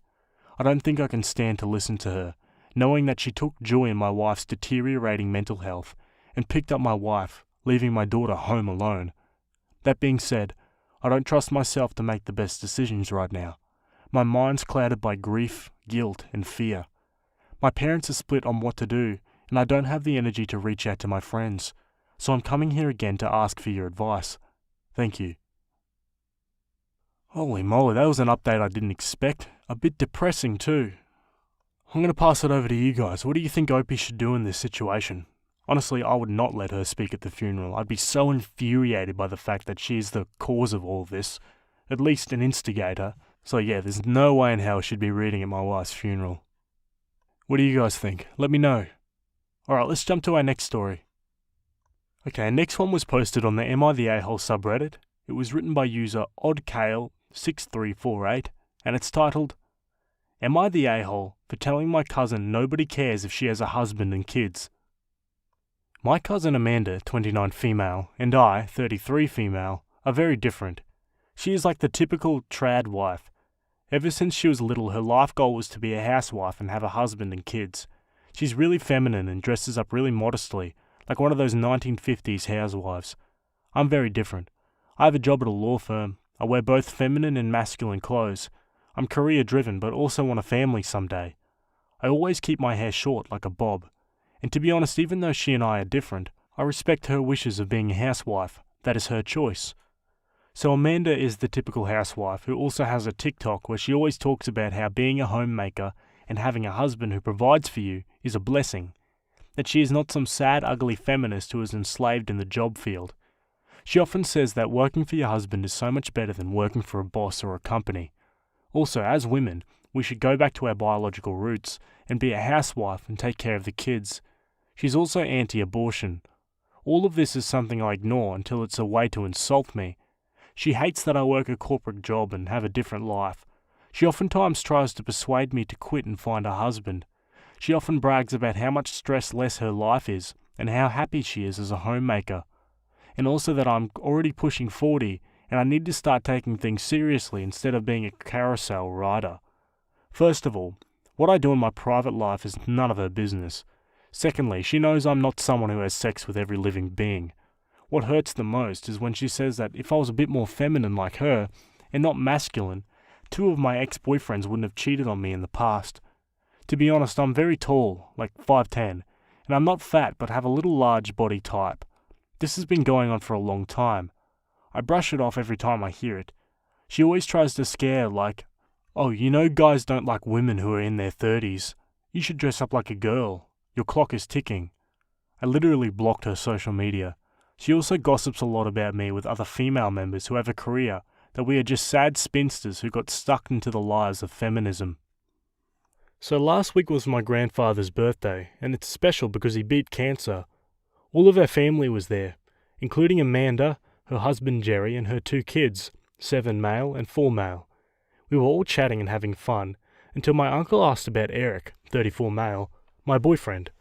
Before I could answer, Amanda makes a joke. "Well, did he skip town already?" I asked what does she mean. She says, "Well, your last 2 boyfriends left you. I was betting how long it would take." I just sat there trying to grasp what she just said. She again went on a rant how she made the right choice by getting married at 21, so she doesn't have to deal with dating nonsense, and how lucky she is, and it's all because she is not some street whore. I snapped at her and said literally nobody gives an F about her or her perfect family. Millions of people get married every year, so she's not some special snowflake. She has no identity besides being a housewife, which she only got because of a ring. She didn't achieve anything big. All she does is scroll through TikTok and social media and gossips with her equally shallow friends. And she needs to get over herself because she's not unique because she got tied down and leave us alone. The people in there were shocked. They all continued to party, but after I left I got a message from Amanda that I'm an a-hole for yelling at her in front of her husband, and that, being the so-called strong independent woman, has made me bitter and that I'll die alone with cats. My aunt, her mum, also asked me to say sorry, and that just because I'm jealous of her daughter doesn't mean I had to scream like that. I'm just proving her daughter's point, right? So, am I the jerk? That's a tricky one. I mean, not ideal to snap like that in front of everyone, but on the other hand, it is kind of justified in my mind. Anyway, let's see what the comments think. Not the a-hole. It sounds as though she's constantly belittling and demeaning you for choosing a different life path than hers. I think that if anyone is jealous, it's probably her. People who are happy and content in their life don't generally seek to find fault with others. I respect women who choose to be stay-at-home mothers. If their partner agrees and they can afford it, that is wonderful for them. I think that women who choose differently deserve the same level of respect. Whether a woman prefers to remain single or child-free is no one's business. Women have more to offer than being a wife or a mother. Women need to respect other women's choices. I've been a wife and a mother, but I'm so much more than that too. I've also worked and taken great pride in the work I've done. In criticizing your life, she is criticizing every woman who ever chooses to live a life different from hers, and that should not be tolerated by anyone. Trying to shame you does not make her look better. It makes her judgmental and misogynistic. Not the a-hole. She can dish it out, but she can't take it. Don't apologize. You're probably not the only one who is sick of her. Does Amanda know that people like her also get cheated on and divorced? Then what would she do? No work experience or a major gap in her employment history isn't going to work in her favour, is it? To be honest, I'd have lost my crap long ago with her. But the pushing 40 comment? You're 33. I'm 34. I'm not pushing just yet. Just because she has her life planned and wrapped in a pretty pink bow doesn't mean that anyone who disagrees or lives their life differently is wrong. I would not apologise. She's been able to get away with her misogynistic and condescending attitude long enough. Not the a-hole. Yeah, I tend to agree with all those comments. Let's jump to the update. Hello guys, I didn't realise that it would get so much attention. Some of the comments were hilarious. Well, I have good news and bad news. The good news is that I found out that I'm pregnant. Yay! That kind of explains why I lashed out rather than just ignoring Amanda's comments. My boyfriend proposed to me the moment he learned about the pregnancy. He further said he'd been planning on proposing to me 6 months ago, which would have happened on my birthday next month, but the pregnancy just seals the deal. He promised me that he would give me a better proposal. And about Amanda, we're not speaking yet, but there was a thing with her husband. You see, her husband and I are amicable, but not close. It's just simple hi and hello. So I was shocked when I got an email from him. The email said that he was sorry for his wife's behaviour at the dinner table. He kept saying I do not deserve the treatment his wife gave. He pushed her a lot to apologise to me. And now, here's the kicker. He mentioned he kept news articles of me from 2 years ago. You see, 2 years ago, Me and my friends volunteered to feed 100 homeless and poor people on Christmas. It was my idea, but my friends helped me a lot. We organised the whole thing and paid for the stuff. I was the leader of this. The local newspaper picked on the story and they did an interview. My picture was there with a small segment on the newspaper. Later, on the same newspaper, did another interview where I volunteered at my local homeless shelter. I basically coached them to find a job and prepare them for interviews, kind of like a life coach. Jerry, Amanda's husband, kept both of those papers with him. He said that he'd always admired my drive and passion to help people. He's really swooned by it. He wishes his wife was like me. It really creeped me out. Tell me you do not find that creepy. Yesterday, my aunt, Amanda's mother, came to my house and accused me of seducing Jerry. She further said Amanda was crying because her husband fought with her after what she said to me. Her husband was adamant that she say sorry to me, and during their fight, he slipped it out that Amanda will never be as good as I am because she is a boring housewife, while I'm someone who's actually doing something that makes a difference. My mum asked me if Jerry ever tried to flirt with me. I don't know what to say. I didn't mention the email because this will complicate the situation even more. My mum asked me to show me my aunt the messages between Jerry and I so that she stops accusing me. I did. The last conversation I had with Jerry was on September 9th, 2022, during Amanda's birthday. He wanted to check if I was coming to the party or not. That's it. Like I said, I never had any serious conversation with him other than some hi and hello. I'm so confused now. I still haven't told my mum or anyone about my proposal or pregnancy. Edit. I think I should make it clear why I find Jerry's mail a little creepy. If it was just an apology on behalf of his wife, I would have got it. But it says he kept a news article from 2 years ago of me. Even I didn't keep that because it was a small segment where they wrote it. Also the fact that he'd never approached me about it. I've been doing charity work for 8 years now. He knows it, but never approached me about it. He literally said he was swooned by me, which is why I find it a little creepy. But then again, you guys might be right. He was just being polite and I'm reading too much into it because I feel like it's my fault they're having a problem. But I'll just stay out of it. My sister says I can't be in her wedding if I bring my boyfriend of 5 years.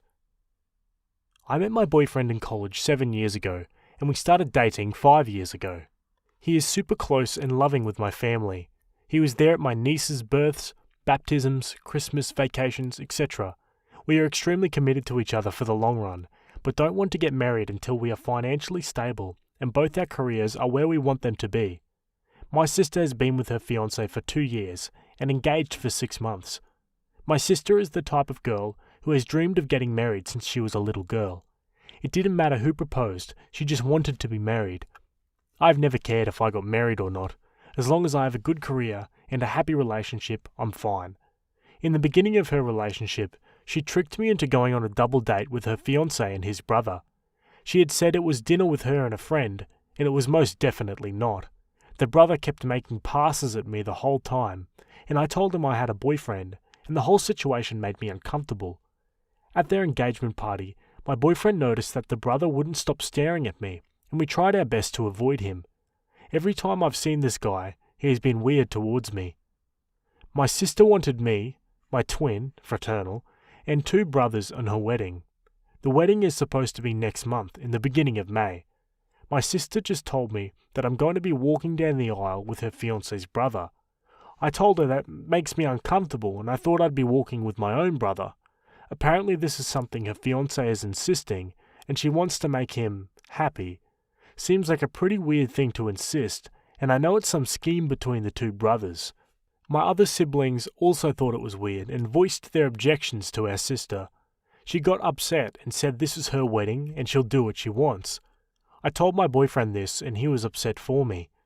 He's confident enough in himself that he knows this guy would never be competition, but he knows how uncomfortable I am with this situation. The other day we had family dinner at my mum's house. I took this as an opportunity to bring up the aisle situation with my mother around. My sister got extremely upset and started crying, saying I was trying to ruin her marriage. I was so confused, as was everyone else, and tried to explain that he makes me and my boyfriend extremely uncomfortable. She then said that I can't bring my boyfriend to her wedding anymore, and if I do, then I'm no longer a bridesmaid.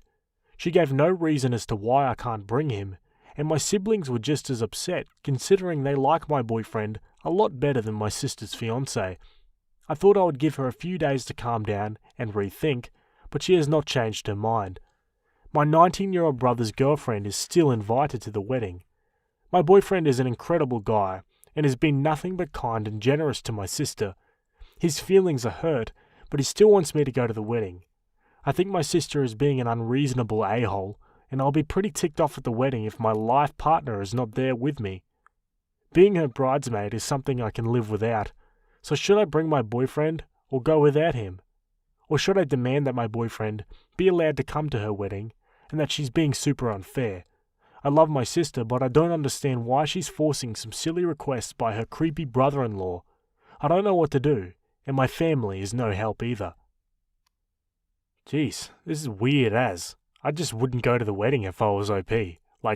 Sounds like the brother-in-law's a bit of a creep and there's something going on here. Anyway, let's look at the comments.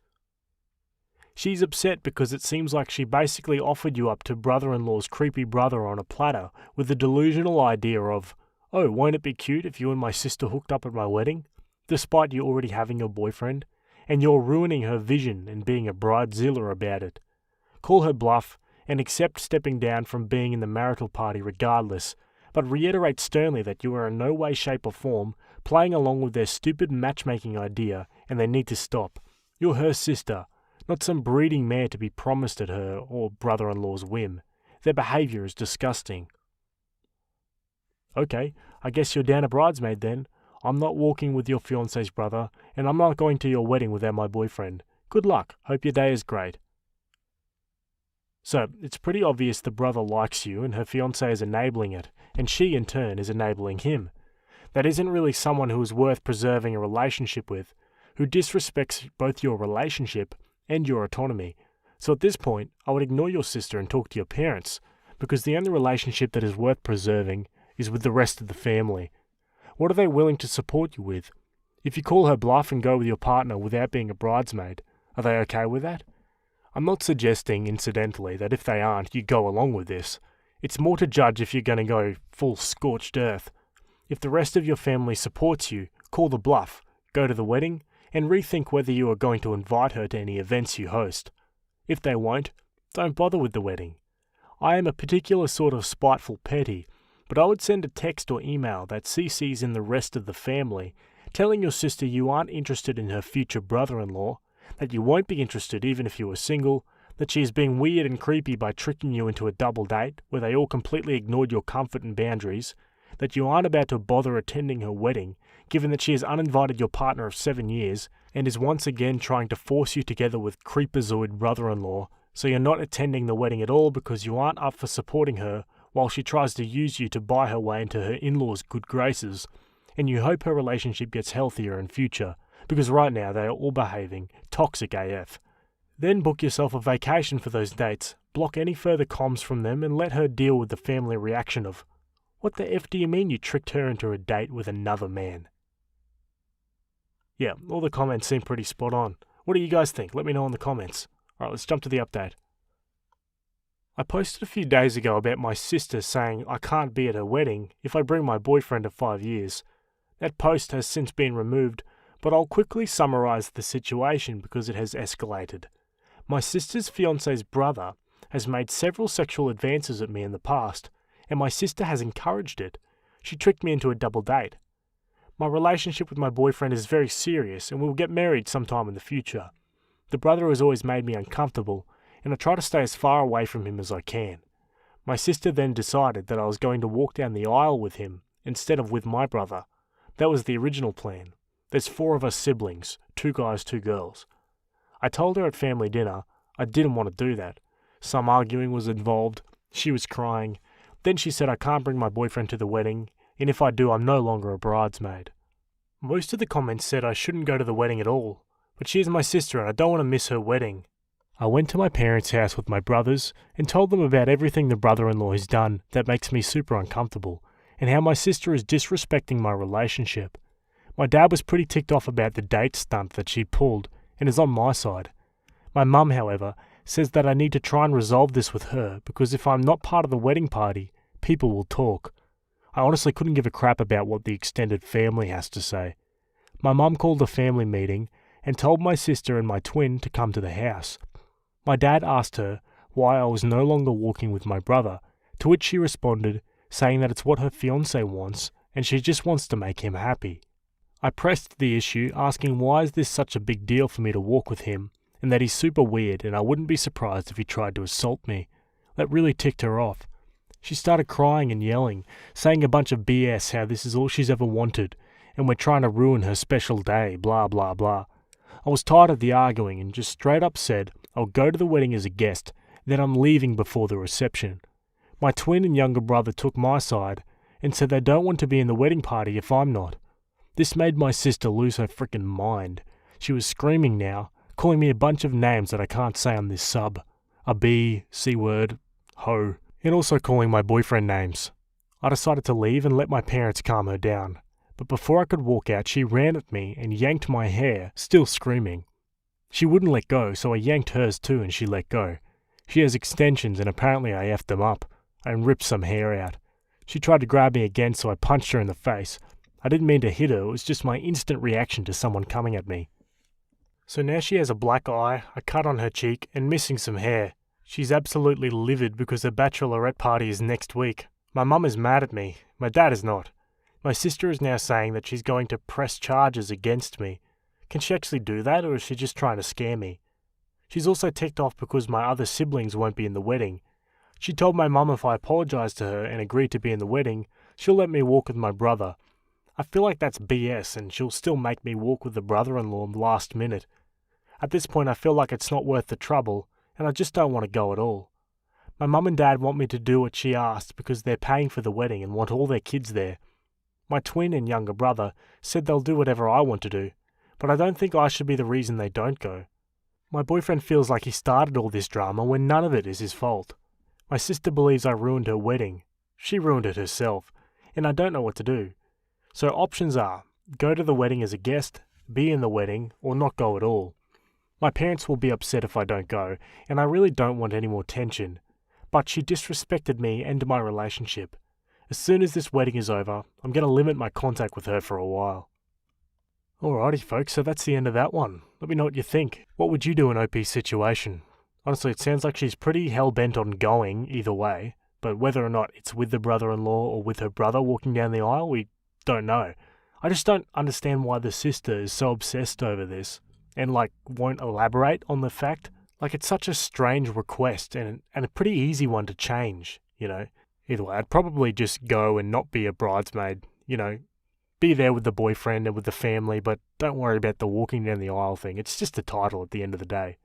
Anyway, let me know what you guys think and we'll move to our next story. Okay, our next one was posted on the True Off My Chest subreddit. It was written by a throwaway account and it's titled, After 18 years of marriage, I just found out that my children aren't mine. My wife Kelly and I have known each other for over 20 years and have been married for 18 years. We have 17-year-old twins, a boy and a girl, and I found out that they aren't mine 2 days ago. My kids got those ancestry tests for the family, and we found out that I'm not their father. Kelly and I met each other as co-workers at a job right out of college. We both were very ambitious, so after working for a couple of years, we decided to start our own business. We fell in love, and a year after starting our business, we got married. A couple of months into marriage, we had a massive fight over the direction we wanted to take our business in, and I left our home. She came to me a couple of weeks later, and we compromised. We've been inseparable ever since.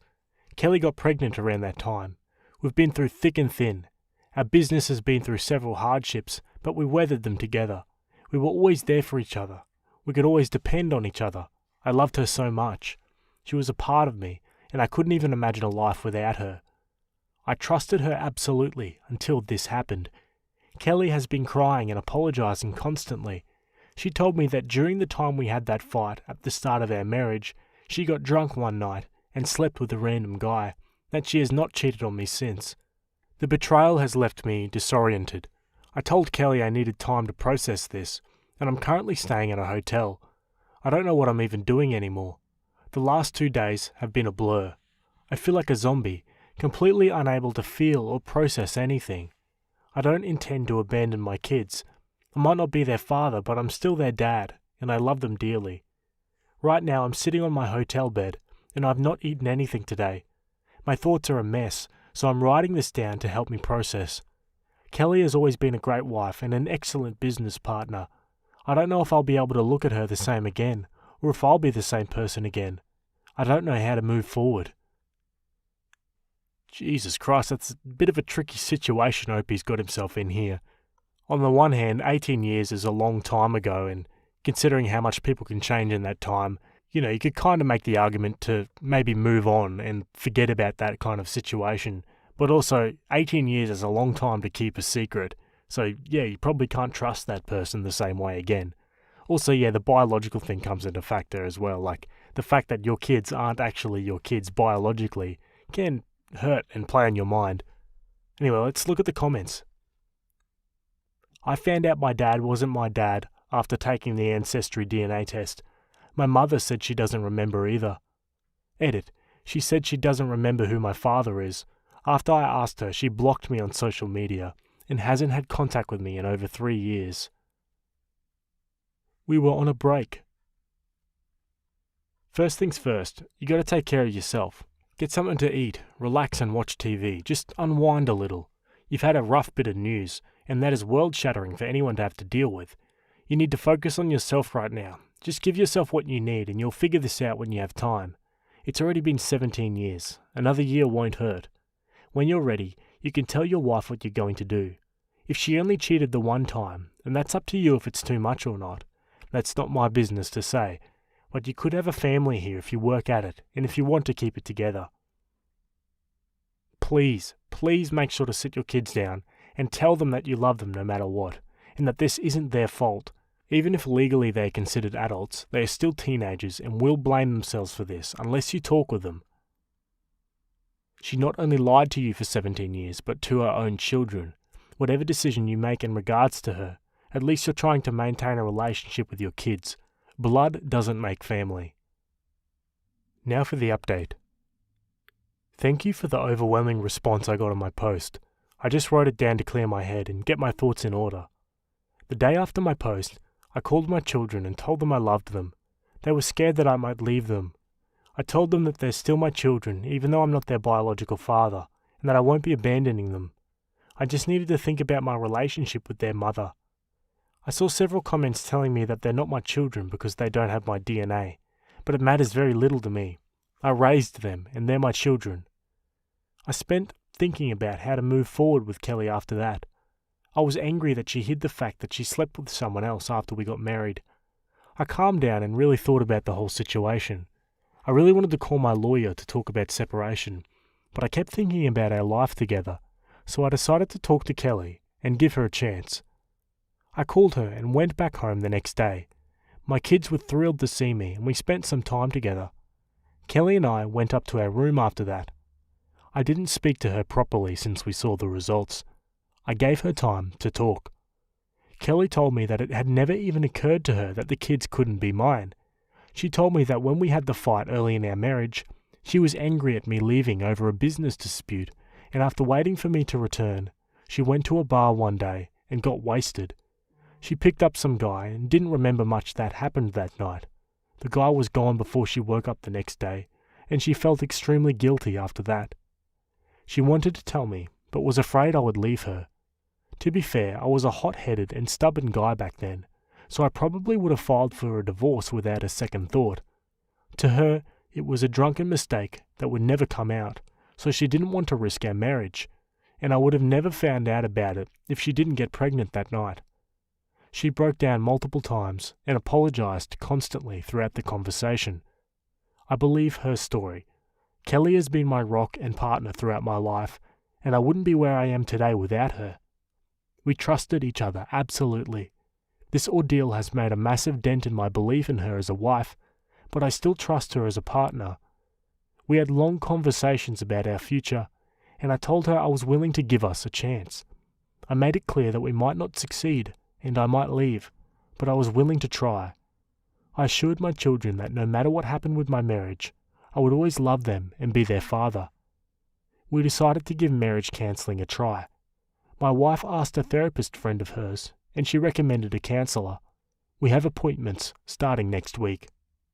Opie gives one last update in the comments. As a lurker on this sub, it feels weird seeing my story posted here. It was a hassle logging back into this throwaway account after a year, but I wanted to post an update and advice that might be useful for people in similar situations. We are still together. Our relationship has been mended. I won't say it's like before because it never will be, but we are in a very good place. Getting to this place wasn't easy. There were days that I felt like I was wasting my time because I couldn't trust her anymore. But Kelly was very patient with me. Therapy helped immensely. Whenever I felt like giving up, my children were my motivation to keep trying. It was a difficult journey, but I'm incredibly lucky that I was able to mend my relationship. This is my advice. You are not obligated to try and fix your relationship if you feel that it has been irrevocably damaged. I decided to try because I loved my wife deeply and trusted that she was telling the truth. We had been through so much, both in business and in our relationship, and I knew I had to at least try to save it. Even after you try, you will most likely fail, and that's okay. Also remember that people will judge. I made the original post to organise my thoughts, and I had people calling me a cuck and a sissy even a year later. I don't care about that, but you might. Alrighty folks, so that's the end of that one. Let me know what you think of it in the comments. Do you know of a similar situation that happened in your life? Gee, I hope not, because this is pretty tricky. It's reassuring that there are still people like OP that are willing to give, someone like Kelly a chance. I mean, 18 years is a long time ago, and, if he believes her story and believes that she is truly remorseful about it, then, yeah, sure, why not try and make it work? And yeah, like you said, it might not be the same, and it might not work, but, at least try. It's been 18 years. You don't want to throw all that away because of one mistake 18 years ago when you're a kid. Am I the a-hole for being upset by a friend who has become close friends with my high school bully who palmed me in the face? I, 25 female, was severely bullied throughout middle school by Edward, 24 male. Everyone knew he was a bully. He once said he didn't want to sit next to me because I was ugly. He was always making fun of me. It was a daily nuisance and harassment. Geraldine, 25 female, was my best friend in middle school. By midway of 10th grade, Geraldine and I had grown apart as best friends. We were still friends and basically had the majority of our classes together and sat next together in every class, but just weren't best friends anymore. Senior year, she started dating my middle school boyfriend, or my first boyfriend, Daniel. She didn't tell me they were dating. I found out after the fact and when they went public. I was initially uncomfortable, but I decided to let it go and be happy for them. I reasoned that we were in middle school and only dated for a month. In high school, bully Edward was a close friend of Daniel as they were on the football team. I didn't see much of Edward in high school until senior year when we joined the same after the school club. I tried to be friendly and talk to him, thinking he'd changed as we were 18 by then. Well, he took it upon himself to keep bullying me. At talent show practice, he told the teacher to eliminate me as a dancer. Then, that night, we were in a group. He told the girl dancers, quote, "I understand what everyone is doing here, but what is she doing here?" Everyone was shocked. He then kept on telling the teacher to eliminate me. I went up to him to tell him to stop. He ended up palming me in the face, shoving my face to the side with force. My contacts fell out. I ran out crying. I reported it to the teacher. When we were released, I had lost it. I started screaming at him and told him, "Why don't you go hit your mother?"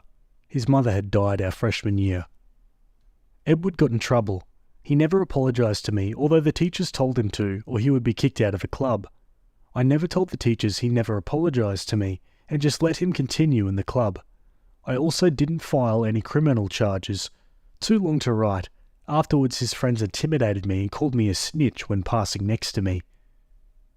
I remember afterwards Geraldine told me, "It was wrong for you to say that about his dead mother."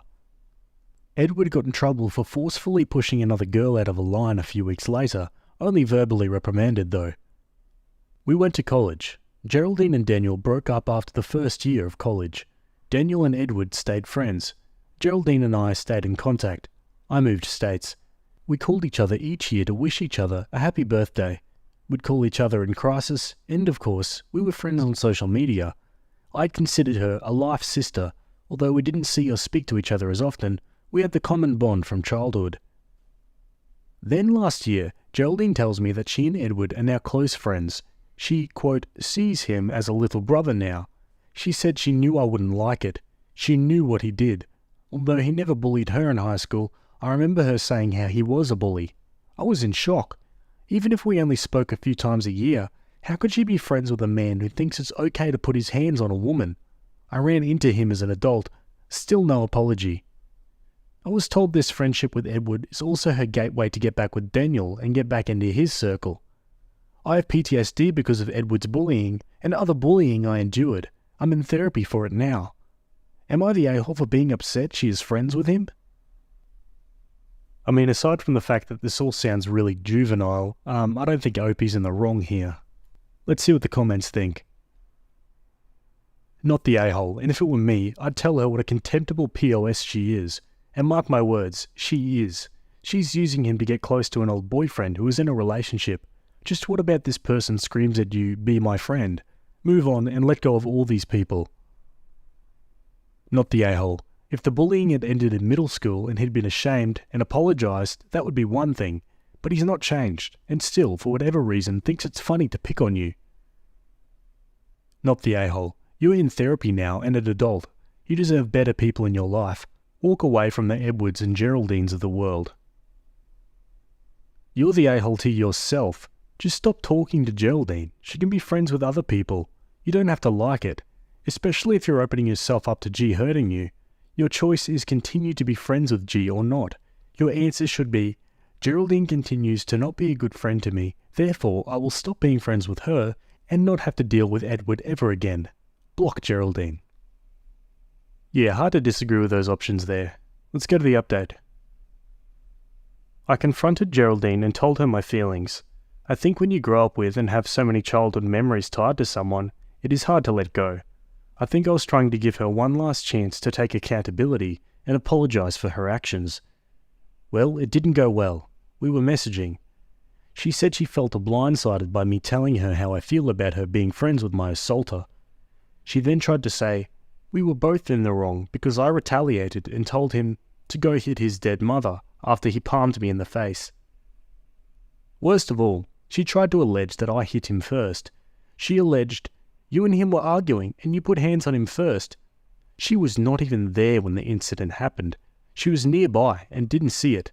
She only saw the aftermath of when I was screaming and made the statement about my assaulter's dead mother. There was no argument.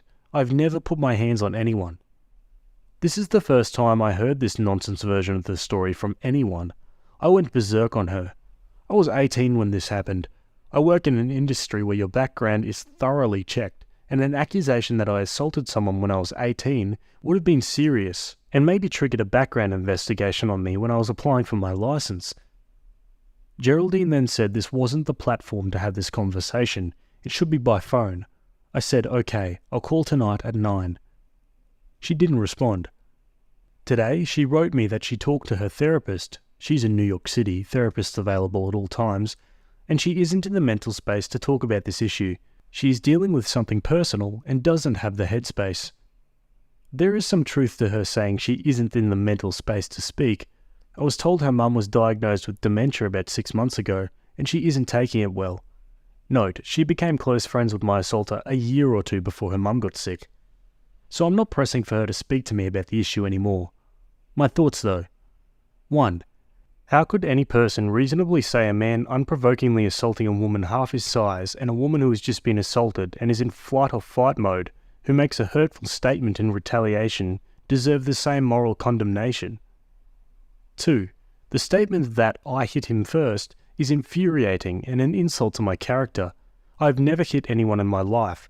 I was one of those smart geek girls who wore glasses in high school. That's why bullies like Edward targeted me. Our mutual friend even said, that doesn't even make logical sense.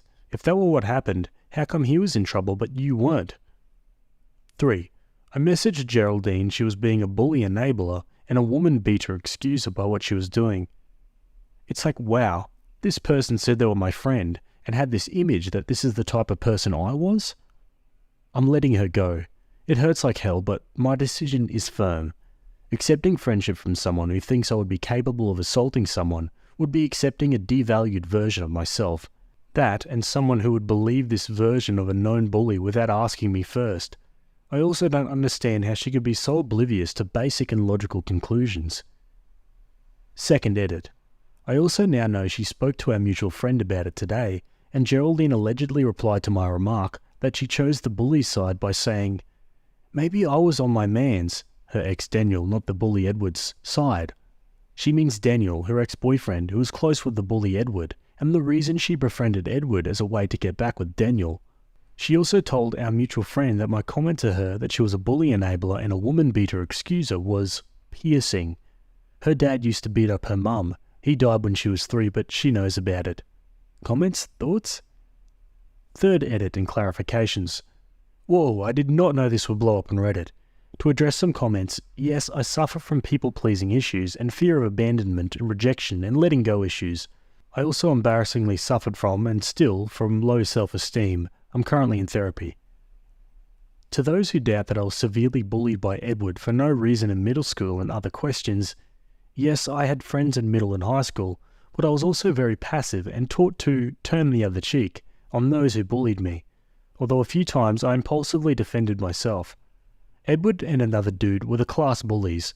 My last name was right behind theirs, so my seat was assigned next to them in class, and I had all my classes with them, unfortunately. No, I never did anything to Edward to cause him to bully me. He just bullied everyone. I was assigned to sit next to him and was the quickest and easiest target. I asked the teachers to move me several times. They would not, and say to just try, they'd get to it, blah blah blah. 3 teachers I asked to move me. I didn't report Edward for not apologizing to me because people told me I was taking it too far. I was shamed by others, including Geraldine, and even myself for retaliating and making the statement about his mother. I felt this was my way to right my wrong. Most importantly, Edward's friends tried to intimidate me afterwards. Daniel and his other friend intentionally came to where I was sitting, pretended to look at a poster, and began to say snitch multiple times. Yes, Edward had other victims. He forcefully pushed a friend of mine and Geraldine's out of a line a few weeks after. I was a witness. He got verbally reprimanded, but that's it. Yes, I currently have lots of friends as an adult and friends from college. Geraldine and I stopped being friends halfway through the 10th grade. We grew apart on both sides. We stayed friends though. We went to church together. We had almost all of our classes together and sat next to each other. We did the college application together, although applying to different schools. We also visited each other when we came home one college break that coincided, I think, the first or second year of college.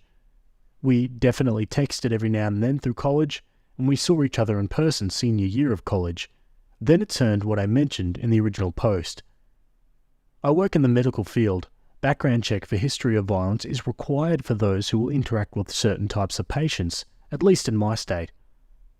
Wow, I didn't understand enablers and how they cause CPTSD victims to have flashbacks and make it harder to let go of the past. Thank you for the information. We'll talk more to the therapist about it. No, I don't want or need no apology from Edward. I ran into him maybe 2 years ago at a restaurant while visiting my hometown. He said nothing to me. It was silence. A friend ran into him as an adult over a year or 2 ago. She said he was still the same rude bully and even told her, "Don't speak that crap to me. I'm good." Most importantly, I always thought it was hard to let go of Geraldine because I thought childhood friends were life bonds, even if you didn't speak daily anymore. That and the majority of my middle and high school memories are tied to her. But after reading the comments, including some harsh but maybe necessary comments, I'm slowly realizing this isn't just about salvaging my childhood memories, this is about validation. Geraldine being close to my abuser was essentially telling me, "You're a liar, you hit him first," or, "What he did wasn't that bad." What happened to me was dismissed and undermined. I had to defend myself and my character. This is me trying to get some validation and recognition that what happened to me was real and affected me in the long term. How can I let go of the past if I'm still validating it today? I'm going to try and make an appointment with the therapist tomorrow. Lastly, Geraldine and I are done. She is blocked. Thank you all. Geez, good to hear Opie knows what she wants now though. Yeah, I'm sure it's something some of us can relate to, but it's never easy letting go of a friend from high school. But yeah, people change and sometimes it's for the worse, unfortunately. Let's go to the next update.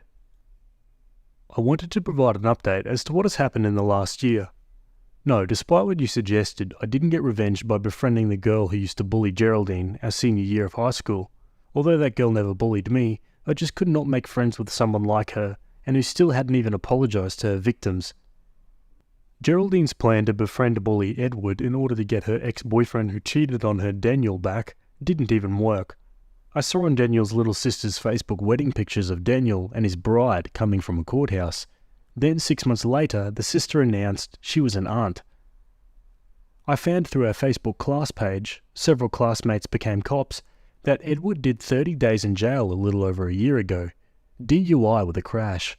His second DUI within 1 year. And for lying to the police. He switched seats with his girlfriend and lied and told the police it was her who was driving. Apparently he was belligerent with the hospital staff when they tried to treat him and refused any alcohol test. I'm not surprised to hear this, and like most high school bullies, he'll likely go into wife beating. You guys were right about Geraldine using the issue with her mum having dementia to escape moral accountability. Our mutual friend randomly slipped that Geraldine hadn't spoken or called her mum with dementia in 4 or 5 months apparently, at least as of April 2023. Our mutual friend was the one trying to spend time with Geraldine's mum so she wasn't alone. And Geraldine saying she was not in a mind state to talk to me. She was talking to our mutual friend about the matter for months, i.e. how she felt blindsided, and then later that she didn't care. I don't know what ended up happening with Geraldine since April, because I asked our friend in common not to mention her to me anymore. I did close the chapter by revealing a bombshell secret I had planned on taking to my grave. Senior year of high school, a few months before the incident, I ran into Daniel's mum at a prayer group. Daniel's mum said to me, "You know you're the one I wanted for my son, not Geraldine." Then a statement about how she reluctantly had to accept that girl. I was in shock and told her how Geraldine was a nice girl, etc. I also revealed a second bombshell secret. A few years ago, the summer after college, I ran into Geraldine's ex, Daniel, at the same prayer group. He told me, "Message me so we can hang out." I guess I really did have a glow-up in college. I never messaged him. I never told anyone because I didn't want to hurt Geraldine's feelings, but now I have nothing to lose, so I finally shared with our mutual friend and a few high school friends. I have, in all honesty, moved on. This will be the last time I speak about this. The real reason I made this update was to use this platform to educate people that severe bullying absolutely can cause complex trauma. There's literally studies on this. Bullying is a horrible umbrella term that encompasses things from teasing to violence and things that adults would get arrested for. And contrary to popular belief, some people bully because they simply enjoy dominating others, especially those they perceive as weak. Secondly, I wanted to use this platform to inform others about reactive violence when victims snap and go into fight or flight mode. Lastly, I think Geraldine may have seen this post because there was a fellow Redditor following me around on many different comment threads and attacking my character and calling me names. The person's profile said he or she was living in New York City too. Very odd. I asked the Redditor and he or she swore she wasn't Geraldine, but who knows. Edit. Some questions you guys had. Yes, there were more things that Geraldine did that I didn't share in the original OP. A few days after Edward palmed me, Geraldine randomly told me, "You know they are saying that you shouldn't have been in his face." She said it with an angry face too. She's referring to the fact that I went to tell Edward to stop telling the teacher to eliminate me as a dancer, and then you know what happened. I was still in denial at the time and didn't want to see why she was saying that to me, and dismissed it. And a year later, our freshman year of college, we went to different colleges, when I tried to talk to her about her holier-than-thou statement shaming me for retaliating against bully Edward, she still maintained that what I did was wrong. She also would change the language and say he smudged me when I had told her he hit me. Again, she was not there in that part of the auditorium when the assault happened. She was only present when we got released and went outside and I was cursing at Edward. All of this just reinforced my decision to move on. I truly feel like I have. No, I have absolutely no idea if Geraldine and bully Edward are still friends. At this point, I truly and honestly don't care who she decides to become friends with, so I never cared to ask or inquire. Letting go and cutting her off hurt like hell since we've known each other since we were 6, but I truly feel liberated now that I have nothing connecting me or reminders forcing me to relive the trauma of Edward. Thank you for holding me down against the weird and absurd theory by some Redditors that I, a female at 5'3", 125 pounds, must have attacked first a 6'1", 200 pound male and known bully who had a history of hitting women before me. I laughed too. Same to the holier-than-thou enablers shaming me for blowing up and finally retaliating against the bully. As you guys stated, none of those people would be saying that if it were their own child, and people like that are why the world is the way it is. Yes, I did the EMDR therapy you guys recommended, and it worked. I finished this month. It's been life-changing. Thank you again. Yeah, geez, I can only imagine some of the comment threads on this. Let's go to the final update. Whoa, I got a notification this morning that my second update post blew up again. The spread of awareness of CPTSD is awesome. I hope the message didn't get lost in all the trolling. I saw some comments about arrested development, i.e. I sound like I'm still a teenager, and recounting the incident in detail as if it happened recently.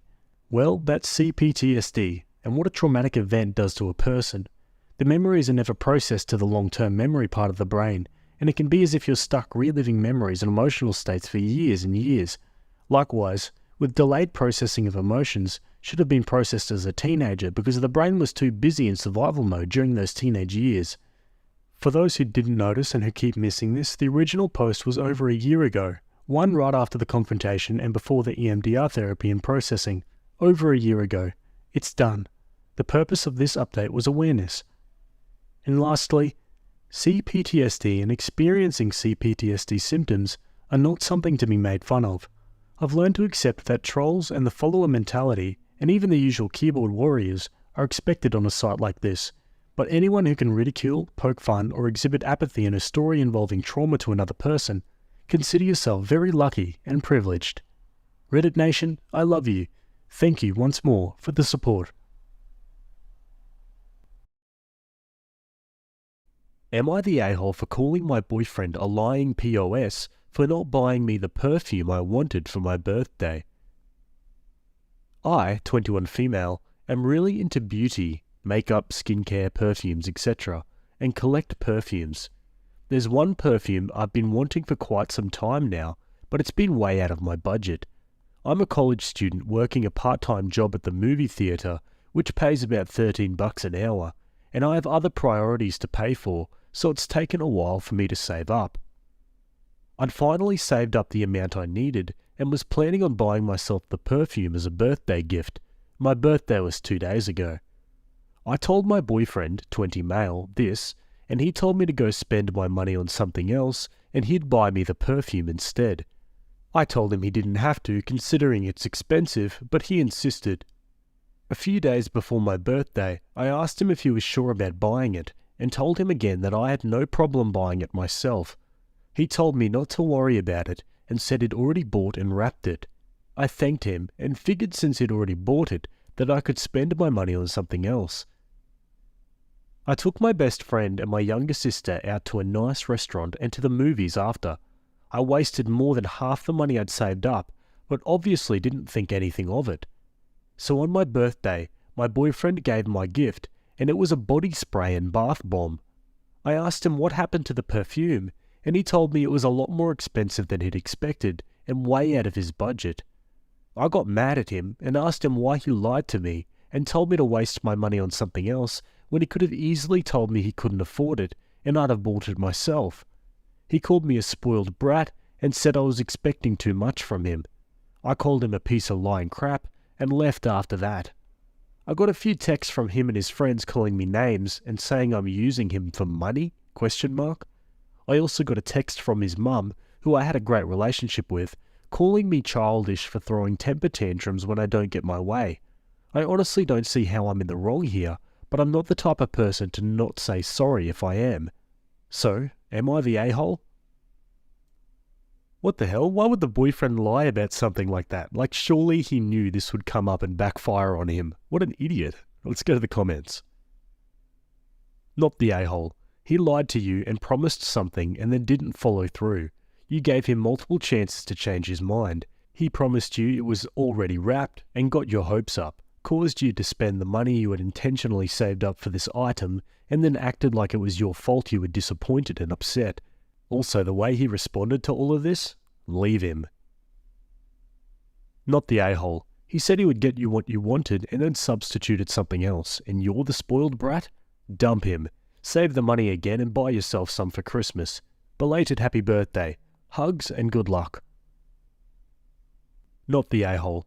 I was a little bit at the headline. If I'm reading this right, you're not as upset that he didn't buy the perfume as you are that he repeatedly lied about it, refused to acknowledge the lies, and had his friends try to harass and join the gaslighting. He has just taken a microphone and told you who he really is. I guarantee you can do and deserve better, even if it's being single and spending more time with your sister and bestie. And now a relevant comment from OP on why she wants something she can't afford. Hi, I saw this comment and just wanted to respond. I started collecting perfumes when I was 16. At the time, I was living with my parents who paid for all the essentials me and my siblings needed. I did have a job at 16 working at a local ice cream shop, but I was able to use all my money on shopping considering I didn't have any priorities to pay for. Right now, I live in a dorm and have to pay for things like books, essentials, groceries, etc. I usually work the closing shift at work around 5 times a week, which is a little over $400 weekly. If I put away $30 every time I get paid, I still have enough money to pay for the things I need. It took me almost a year to save up, including money I got from family members on Christmas. This money that I'd saved up wasn't money I needed to pay for important things. This was money I'd saved up over time that was meant to be spent on something I wanted. I've paid for everything that needs to be paid for this month, and I'm getting paid next week. I'm very good at saving money and not spending. This was money that was supposed to go towards the perfume, not other more important priorities. I respect your opinion, and I'm not trying to change your point of view, but I just wanted to clear that up and explain. And I get what you're trying to say, but like I said, I'm putting a small amount of money away each month. I make $1,800 a month. I'm taking student loans from my parents, meaning they're paying for my college tuition, and when I get my education and a higher paying job, I will be paying them back. I use about $1,200, or less, it depends, to buy things I need. That means I have around $600 to use and save. If I put away $30 of those $600, I still have $570 left. That amount I put in savings, and I'm able to invest some of it. So I have a lot more money saved up, but I'm using that in case of emergencies or more important things. I could take money out of that and use it to buy the perfume, but I don't want to because the perfume isn't an emergency and I'm saving that money in case of something important. I'm not saving every penny I don't need for things I want. I'm not left with $30 at the end of every month. And the part about collecting, I'm collecting it for myself. It's not about selling them when I need extra money or when I don't want them anymore. For example, I'd say Jackie Ina collects perfumes. I really like her videos and want a collection like hers when I'm more financially stable and able to provide myself with that. I have all my finances under control and know what I'm doing, so you don't have to worry about that. I'm not saying this to be rude, but just want to clear that up. Okay, I don't think we need any more clarity on that. Let's go to the update. I wonder if she dumps him. Hi everyone, I just want to say thank you so much for all the feedback and nice comments. So many of you guys were so sweet, and some even offered to help me out financially. You really don't know how much that means to me. So I did go to his parents' place to clear things up. I sat down with him and told him I didn't think I could continue the relationship. He started crying and saying he'd save up his money and never lie to me again. I told him that the perfume isn't the problem, and I wouldn't have cared at all if he'd been honest with me. It's the fact that he lied, then got his friends to call me names and harass me. He said he never did that and showed me their text messages. I did read through them and all he said was that I didn't like his gift, which isn't the case. I asked him if he'd deleted messages, but he denied. I showed him the messages I got from his friends, and he got mad and called them. He basically cursed them out and told them not to talk to me again. He even offered to cut contact with them, but I didn't really know what to say to that. I did apologize for my words though, because I did feel like I was being too harsh. I did confront him about his mum, and he apologized for that. He admitted to lying to her so she'd take his side.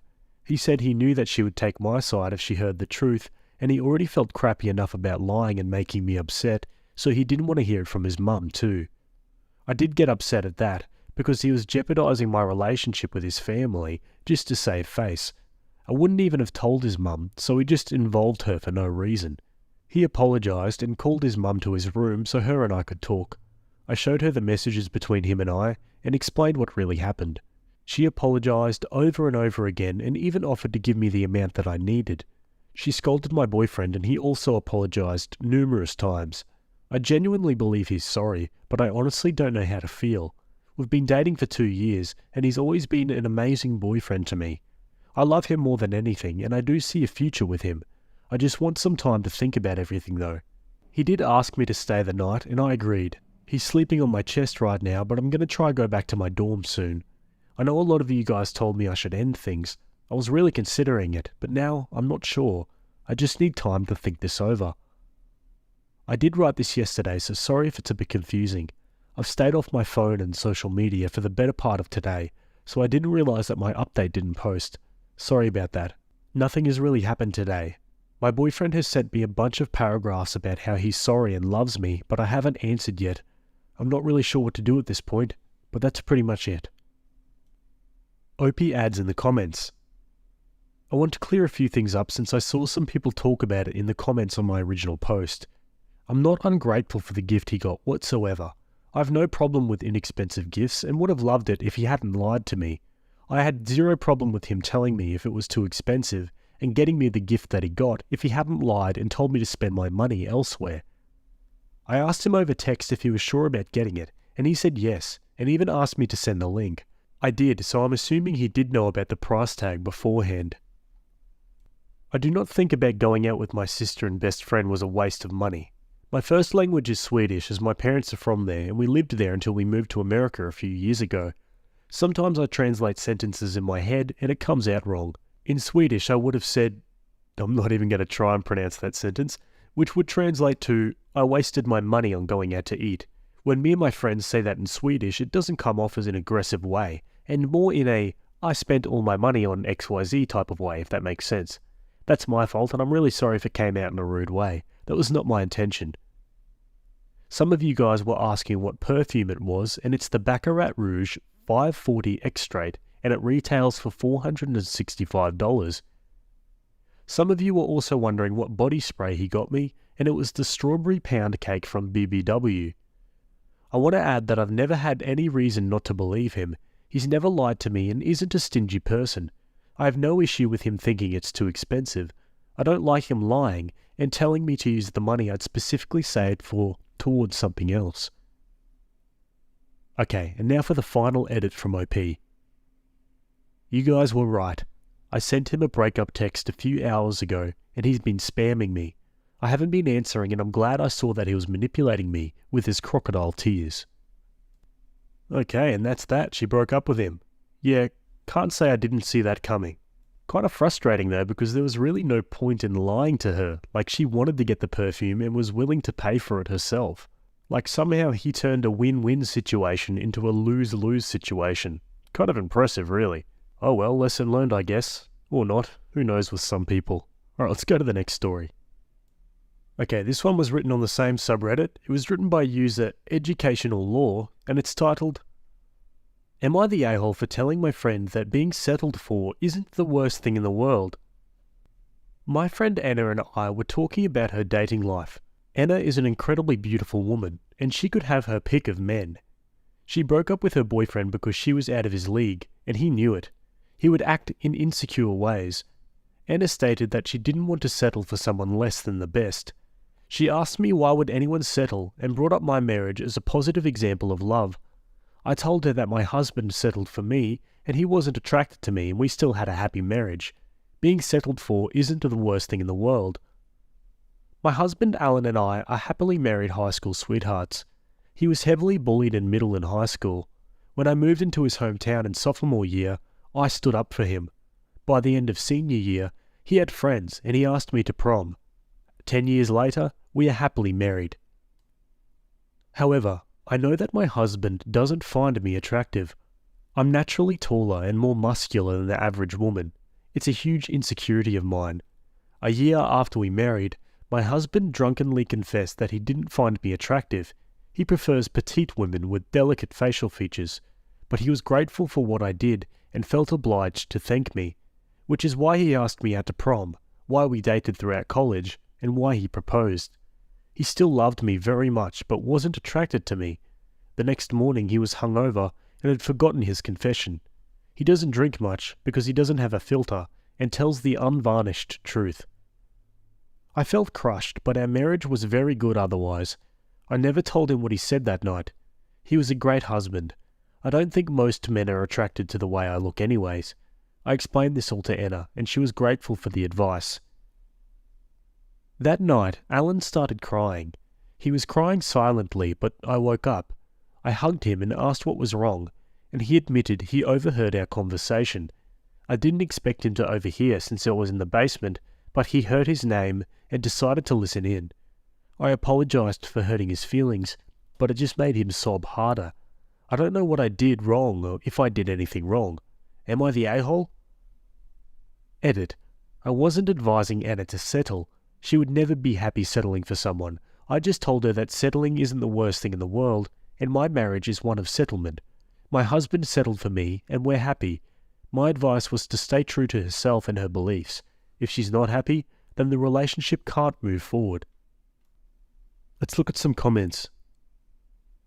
I don't think you're the jerk in this, absolutely not in any way, but I'm curious if your husband ended up talking to you about it.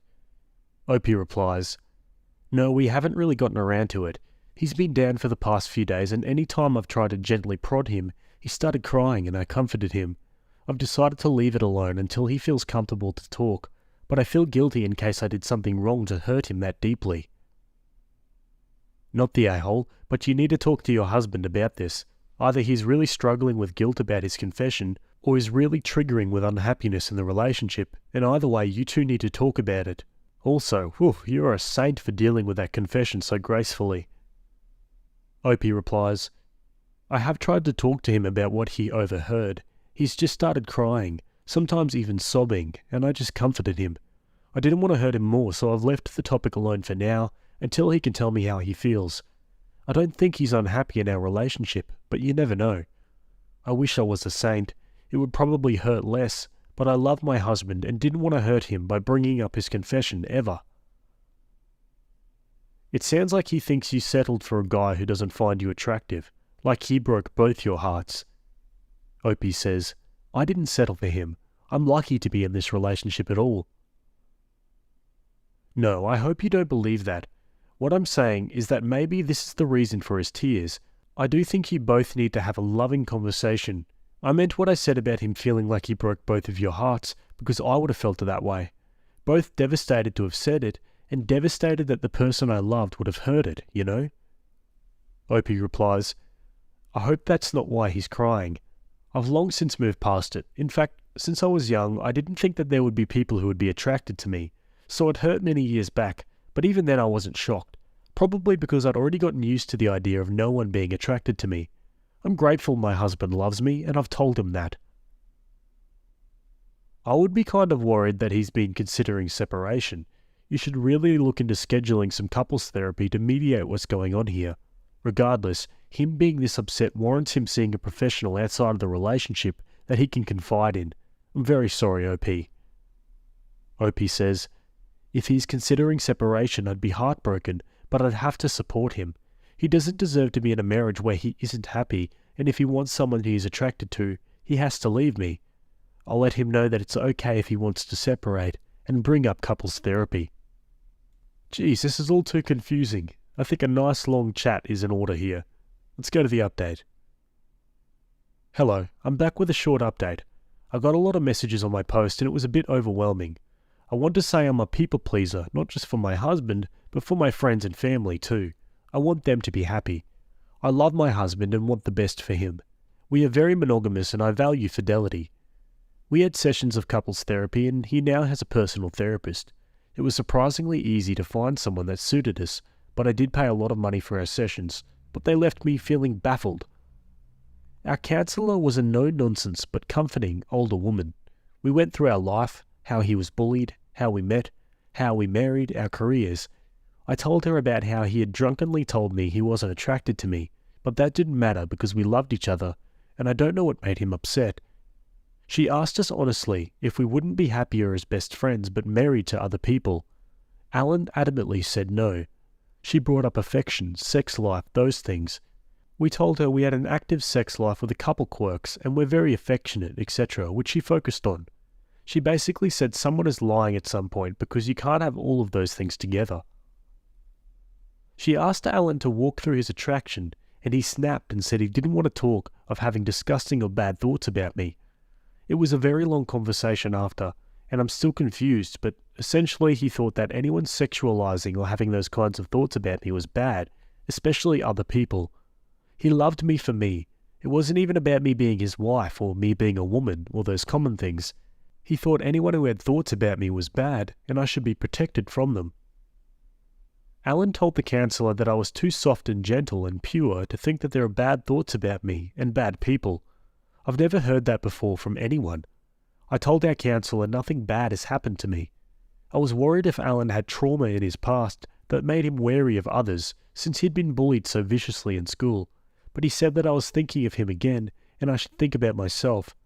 He said I still didn't realise that the world is scary for me.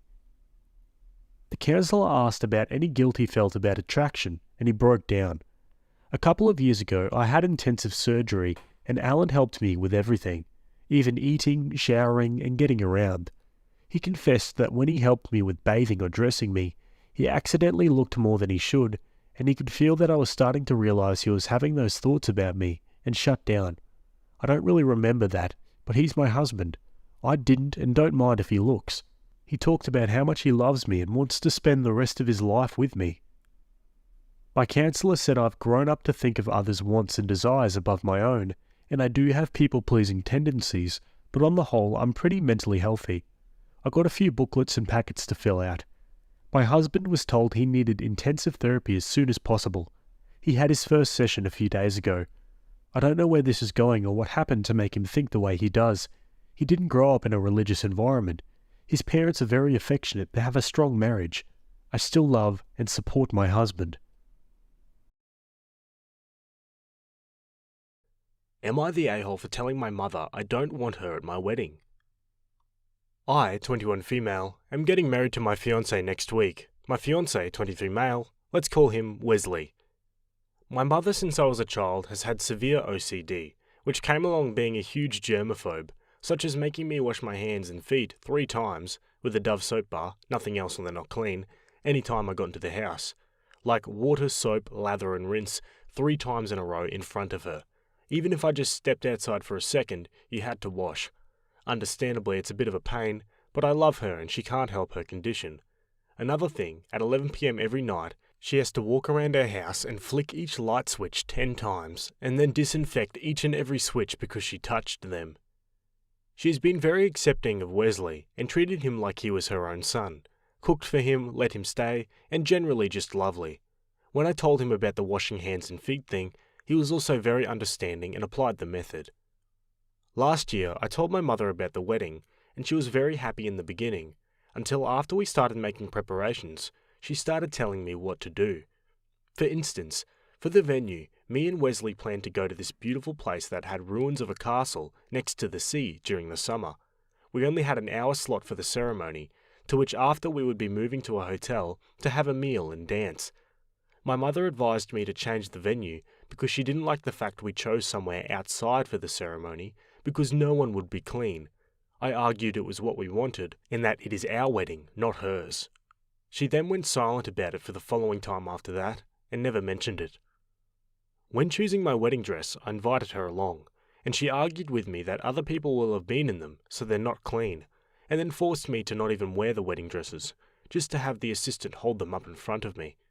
My wedding is now next week, and yesterday my mother called me and asked for me to change the venue, as there will be no sinks so people could wash their hands and feet, to which I replied, I'm not having over 70 guests individually wash their hands and feet 3 times, especially with the slot we have. It would take a huge chunk of everything. She started yelling at me that everything will go wrong, and that she's disappointed in me because I should know the rules. I refused to change my venue, as it would be difficult to find another in such short time, and me and Wesley have wanted this place for a while. She told me she'll sort something out, and a few hours ago she sent me a screenshot from eBay of someone selling 5 tanks of water from them, little water dispenser things you would usually find in an office, and a box full of Dove soap from her cupboard. I rang her up, and to inform her I think it's best if she didn't attend, as the wishes she wants are impacting my wedding. She ended the call without saying anything, and then posted on Facebook I was no daughter of hers and that I didn't love her. Am I the a-hole? Oh man, clearly the mother has an issue with this condition, but you can't possibly expect all the guests to adhere to these quote-unquote rules. It's a shame that Opie had to go to the lengths of not inviting her anymore, but I honestly don't see a compromise. What do you guys think? Let's look at the comments. Not the a-hole at all. You cannot ask guests to buy into this. A friend of mine has a daughter with quite extreme OCD. She always told me that when they do things like exposure therapy, you are told not to enable the behaviour. I know you love your mum, but you need to stop doing the hand and feet washing. You aren't helping, as much as you may want to. Does your mum have any professional help to manage this? If not, please look at getting her some help. Not the a-hole. Your mum has an extreme case of OCD and should consider getting some help. Okay, you already know that washing your hands and feet 3 times when entering a house is not normal. Her mental illness has curtailed your life for many years, bleeding into your wedding planning. I sure hope you went wedding dress shopping alone and actually tried on dresses without her. Your mother needs therapy. Her solution of buying water tanks to force wedding guests to wash their hands and feet are beyond the pale. Not the a-hole. I hope if you have children one day you don't allow this to continue. Yeah, I think all the comments seem to agree on the same sentiment. Let's go to the update. Hi everyone. Hopefully you've seen my original post. You might find it on my profile. Here's the update to those who wanted it. The wedding was yesterday. I absolutely had the best time of my life and have made the best memories. I took people's advice and I told my friends, bridesmaids and maid of honour, about the situation, to which they helped me create a Zoom link that one of my friends would host for her to watch. I sent her this link early in the morning so she could see in time for the ceremony at 5 p.m. She left this on red. She never attended the call. We noticed 6 to 7 people had cancelled last minute, to which when they were questioned by other people who knew them as to why, they replied saying they wouldn't want to watch me get married due to how I treated my mother, influenced by my mother's out-of-context Facebook post. After the ceremony, we went to the hotel as planned, and then during the dance, one of my mum's friends pulled me aside and asked as to why I was so disrespectful to my mother. From this, I felt extremely guilty, but I explained my side of the story, which she didn't believe. So she then left early and whispered things to other people who noticeably left earlier. Around 3 left due to her gossip. During the night, I sent her photos of which people who attended took, and what I took, of little family photos and me at the altar, walking down the aisle, a photo of Wesley crying when seeing me in a wedding dress. She left these on red. Highlight of my night was my dad telling me my mother tried to give me a wedding gift, but he checked what was in the box before he came, and it was a bar of Dove soap, so he just left it at home. Made me chuckle a little. After the wedding, me and Wesley stayed a night in the hotel. We had the party and meal, and I received a text from the maid of honour of a screenshot of a Facebook post my mother had made, a quote she posted. I've attached it. Then, when I went to go check this Facebook post, I see she has blocked me off Facebook, so that I couldn't even see her profile anymore. This was the final straw, so I texted her a long paragraph, basically saying how I love her, but she needs psychiatric help and therapy and meds. I also said how the Facebook posts were unnecessary, when we both know I retracted the invite as I was looking out for her, not because I didn't love her. Additionally, I said whether she realised it or not, she was losing me as a daughter, and it didn't have to be like this. I also said it's now her choice to take the help she needs or not, because I can't force her to improve her own mentality. She has left this on red too. This situation has been taken way too far, but I can't and will not enable and feed into her compulsions and obsessions anymore. I love her, but I can't take this behaviour anymore. Thank you for your support. I'm very grateful for all the advice. I've had a great wedding and felt like a princess. You're all so sweet. Thank you. Okay guys, so that's the end of that story. Again, let me know what you think in the comments. Yeah, it's a shame that this situation got to these lengths, but yeah, I don't think my opinion's really changed here. I think the mum really needs to get some help, and OP kind of had her hand forced in a pretty tricky situation. Anyway, let me know what you think, and we'll go to our next story. Okay, this next one's from the same subreddit. It was written by user PBD1996, and it's titled, "Am I the a-hole for leaving a note on my neighbour's doorstep about his screaming children?" I've lived in the same apartment building for about 5 years. Throughout my time here, I've had many neighbours come and go, and I've never had any noise issues. However, last year, a new neighbour moved in 3 units down. He's about 40 and has 3 children under the age of 4. For months, I have listened to his children scream and cry all day long, whether it be in his apartment or in the hallway.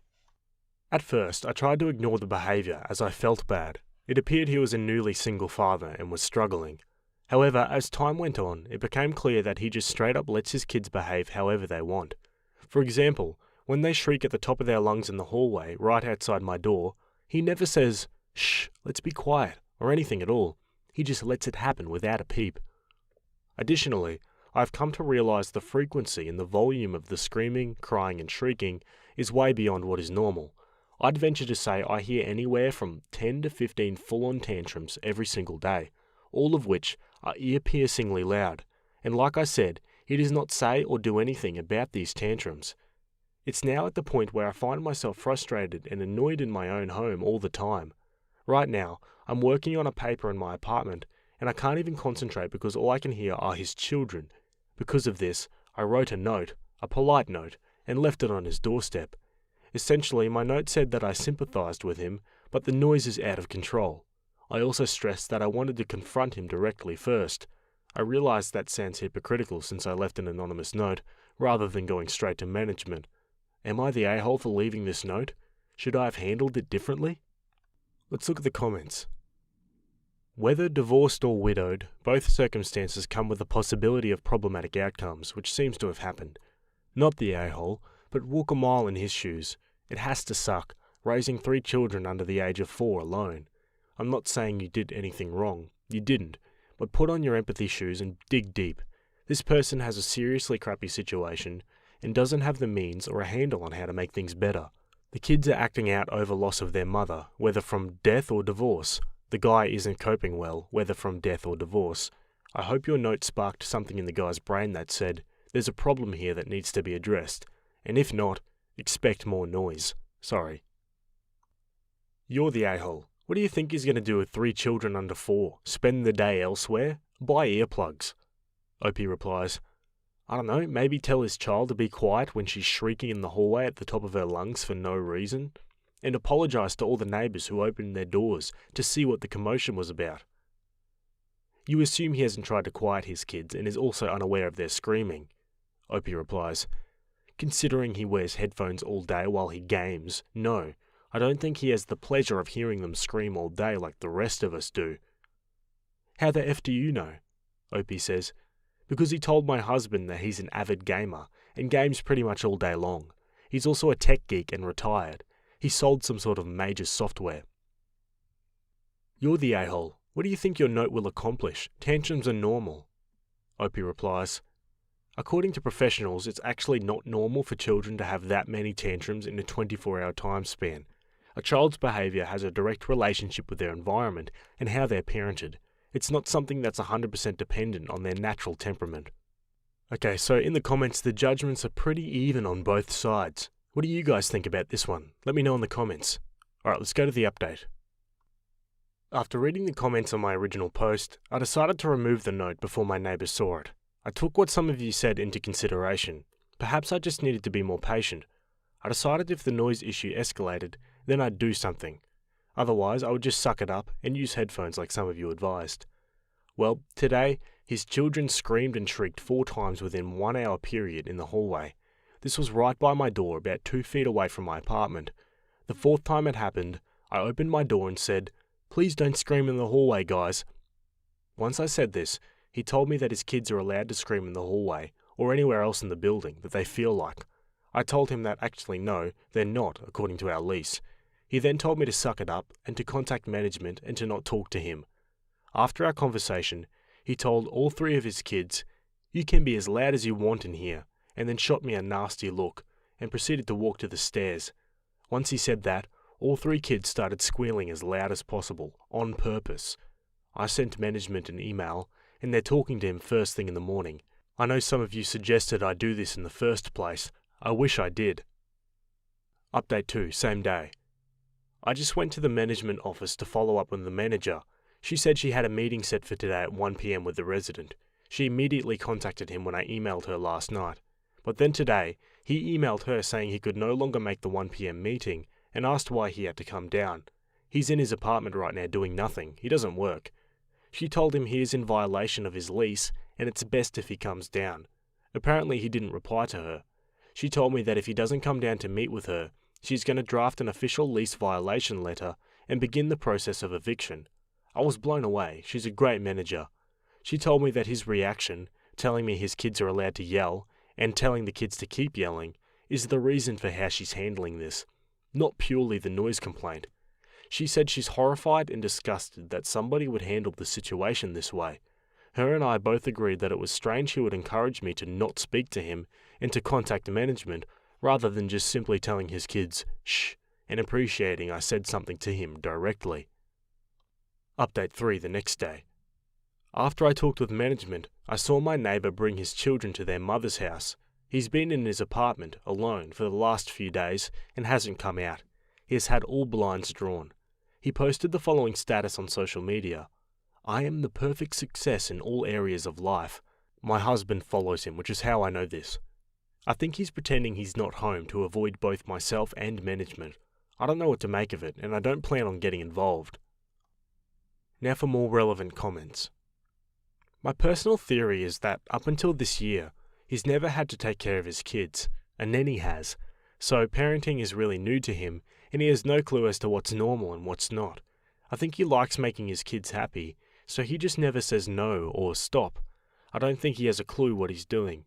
A few weeks ago he was at the pool with the kids, and they were all shrieking, and he seemed so oblivious that it was a problem. It wasn't until he saw other parents saying, "Stop yelling" to their own kids that it seemed to click in his head, and they abruptly left the pool. I don't know why he couldn't translate that experience into, "Maybe my kids shouldn't yell in the hallways, lol."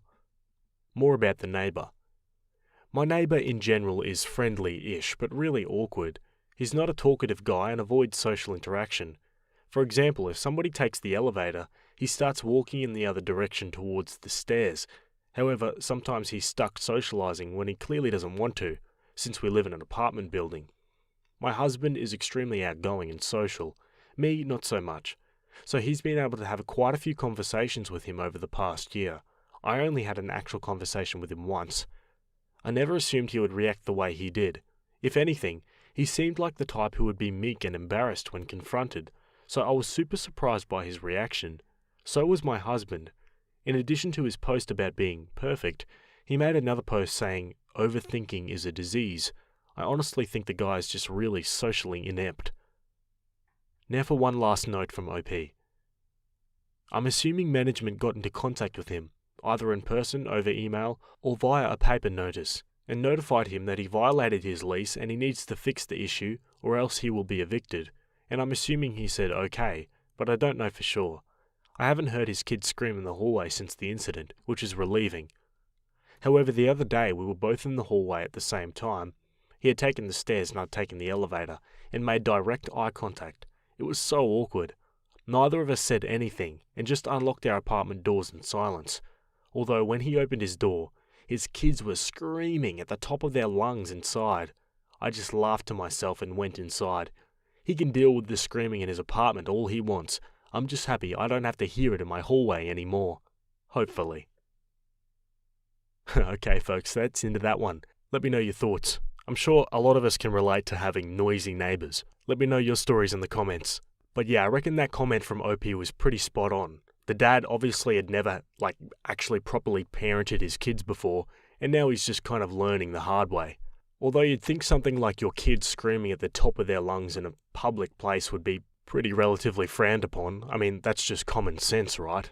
But yeah, one thing I've learned reading all these stories is that common sense is severely lacking these days. Anyway, let's go to our next story. Alright, we're staying with Am I the A-hole again. This one was written by user Quiet Ninja, and it's titled, Am I the a-hole for telling my wife that my mother will never love her and to stop trying? I've been married to my wife for 2 years, and the best way to describe my mother is cold. She's not rude or anything, it's just disinterested in my wife. The best way I can explain my mum is that she is tired. She's had a really hard life, doesn't have much affection left to give, and she rarely gets close to anyone. It's pure disinterest, and she can't bring herself to care about new people. She's a retired old lady that just wants to sit on the porch and not make small talk with people. I've explained this to my wife before and told my mother's story. We had a little get-together at my mum's house. My mum doesn't like it when people bring food. She works all day to make a spread and it's like her thing. She just wants to provide for the guests. My wife came from work and she brought food, potato salad. I stopped her from bringing it in. The whole night she is just bothering her when she's on the porch, asking her if she wants to go on a shopping trip. When my mum asks for some quiet, she still talks on. When I was walking by, she asked me to take my wife away from her.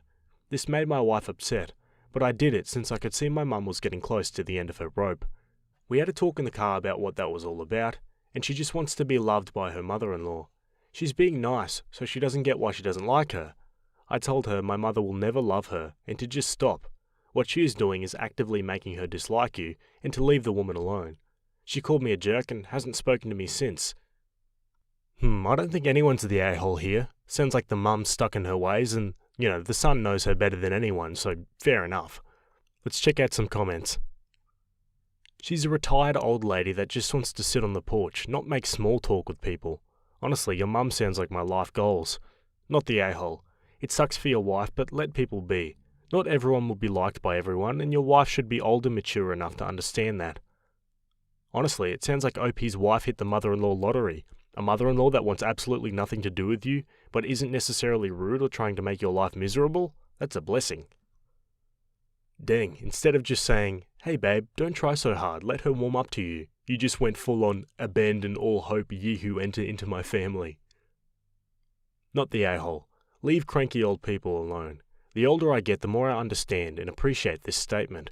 If your wife really wants your mother to like her, then she should just ignore her. Say thanks for the food and leave. A lot of people would believe that's being rude to the host. However, the gift of kindness is accepting people for who they are, not trying to force them to be someone you want them to be. Edit to add. It sounds like your mum is doing her best, but I also realise that some people really do find it hard to just sit quietly. Those people should not be around your mother. Maybe the wife shouldn't be visiting with her. There are people who would pay to be able to just ignore their mother-in-law. It's not a hard ask.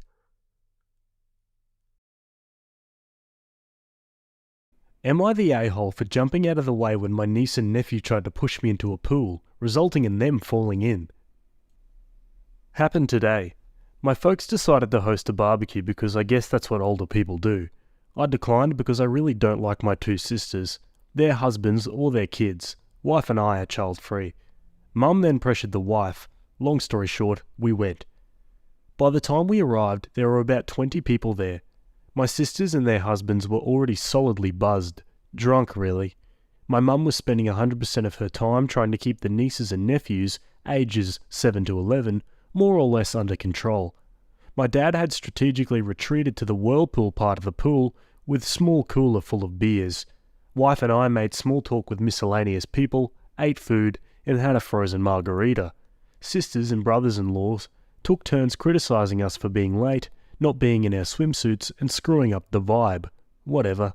Typical suburban summer get-together. About 45 minutes in, 2 of the kids ran at one of the neighbour's guests who was standing next to the pool and pushed her in. She was at the pool steps, stumbled in but didn't fall, so only got half wet.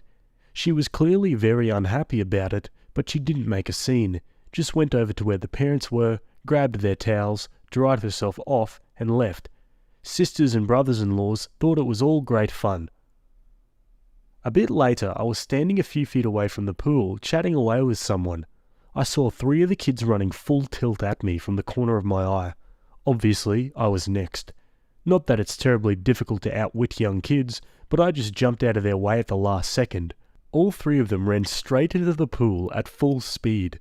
Most of the other guests, including my wife and me, started laughing, but their mums, who as I mentioned were pretty crap-faced, absolutely freaked out. Apparently 2 of the kids couldn't swim even though they were in swimsuits. Since I wasn't in swim gear, I stepped back from the pool and let other people fish the kids out. The kids were bawling their heads off like they'd lost a limb. At that point, all hell broke loose. The 4 drunk parents were yelling at everyone in general, and me in particular, for nearly letting their kids drown, and also because 2 of the kids had been videoing the trick using their parents' iPhones, which were now at the bottom of the pool. One of my brother-in-laws got into the pool to try to retrieve the phones, but his BMI and BAC made that impossible. No one else volunteered to help.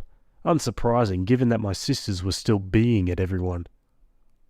I told my sisters it was their job to watch their kids, and that if anything had happened to them, it would have been their responsibility, not mine. There were some pretty strong words on both sides. Wife and I left after the other brother-in-law fell over and face-planted while yelling at us. Now they're saying I should have let the little craps knock me into the pool and have their fun, and ruin my phone. So, am I the a-hole? Side note, Dad, of course, never got out of the whirlpool. That's actually hilarious. I'm finding it hard not to laugh while reading that. I mean, do I need to state the obvious? Not the a-hole, obviously. Honestly, the kids got what was coming to them. What do you mean they can't swim? They're in swimsuits. I'm sure they could tread water for at least a couple seconds while someone fishes them out. Yeah, I don't think they were in any real danger there. Not the a-hole. Let's look at the comments. Some thoughts from OP. I realise they're just kids and they were just having fun. The fact that they thought this was okay is more of a reflection on their parents than them. Just wish we hadn't gone. It's nice to see my folks and their neighbours, but I really don't like my sisters or their husbands. They don't hide their envy of us, and they're just exhausting to be around. More about why OP doesn't care for some of his family. It's more of an oil and water sort of thing. I've never been close to my sisters. They're 8 and 10 years older than me. I also don't have much in common with their husbands. They're okay guys, but I just don't give a crap about the things that are important to them, and vice versa. I do know that the 4 of them are somewhat envious of our lifestyle. Both the sisters are stay-at-home mums. Both the husbands make good money. One makes noticeably more than I do. But both my wife and I have professional careers. We don't have kids and we're way more responsible with money. As a result, we have a lot more investments, etc., and we don't have to drive cars full of kid debris, and we take nice trips once or twice a year. It definitely grates on both sisters, and by extension, their husbands. So we get some petty behaviour from them on an ongoing basis. Overall, neither my wife nor I enjoy their company, which is why I wanted to skip the get-together. Just not worth it to me. But my wife is a positive person, and she's usually happy to see them. One commenter says, "Hopefully next time your wife won't feel guilted into going." OP replies, "That's probably the one positive thing that will come out of this. Wife is much more tolerant and forgiving than I am towards my siblings, but based on what she was saying on the way home, I think she's had it with them as well." Someone says, "Your dad sounds awesome." OP says, "Yeah, my dad's very chill. He loves being around groups of people. He used to be in sales. Likes people to enjoy themselves, and is definitely enjoying life as a retiree. He and 2 other guys with him just sat there and watched the show. Mum's cool too, but the situation upset her." Kids okay? The kids are fine. By the time I left, they were inside watching TV. I think they're 7, 9, 10, 10, and 11. It was the middle 3 who played kamikaze with me. I'm guessing the 11-year-old egged them on. She's usually the ringleader. Another commenter says, "You phrased the part about your parents hosting a barbecue oddly." OP replies, "I had to shorten the post to fit the character limit. My folks are gregarious and like to have people over. They have the classic great for entertaining house and are always coming up with a reason to get together. They'd wanted everyone to be at their place for the 4th of July, but one of my sisters and her family were on a vacation. So this was a fake 4th of July party complete with flags, red, white and blue decorations, barbecue, a margarita machine, etc. Sparklers were promised to the kids. My nieces and nephews were the only kids there. All of the neighbours are older, like my parents." Okay, enough of the comments, now for an update.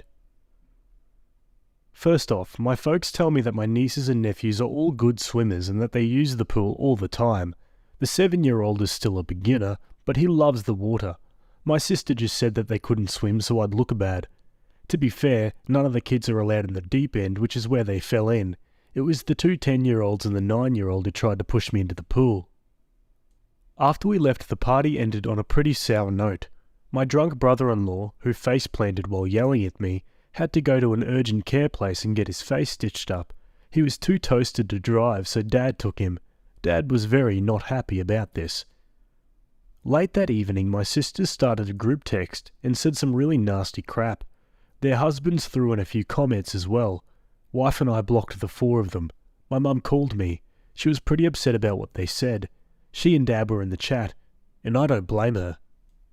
Because of the texts, my folks insisted my sisters and brother-in-laws come over the next day, Sunday, without their kids, to get some things straight and lay down some ground rules. Mum's wording. The result was a contrite, if unenthusiastic apology from the siblings via my mum's phone. I'm glad my wife was with me when they called. Her hard stares kept me from saying what I wanted to. I just told them thanks and that we felt no need to discuss it further. Since I thought things were settled, I unblocked them. That evening I got a text from one of the brother-in-laws telling me the phone cost X amount of dollars and asking when I'd be paying for them. What the F? I replied, never, took a screenshot of his text and forwarded it to my folks with a note that we are done with this nonsense. We're going no contact with the sisters and spouses and not to invite us to any more holidays or get-togethers if they'll be present. Then I blocked the sisters and their spouses again. At that point, the crap really hit the fan. Dad called them and ripped them a new one. Among other things, he told them the grandkids were not welcome at his place indefinitely. Since my mum regularly provides free babysitting, that got them pretty rattled. He also banned them from using the vacation house and told them my wife and I actually own it, not he and Mum. This completely freaked them out. Both of my sisters and their families used the place a lot, including having their friends up for weekend getaways. This was very much out of character for my folks. They'd clearly had it. And for reference, I never wanted my sisters to know we owned the place. We bought it for my folks. They'd always wanted a place in the mountains. Keeping the ownership quiet was just a way to avoid drama with my siblings. A couple of days later, my sisters and their husbands came to our place unannounced to apologize in person. We were out to dinner and they left a note. One sister also called me at work too. I sent her a voicemail.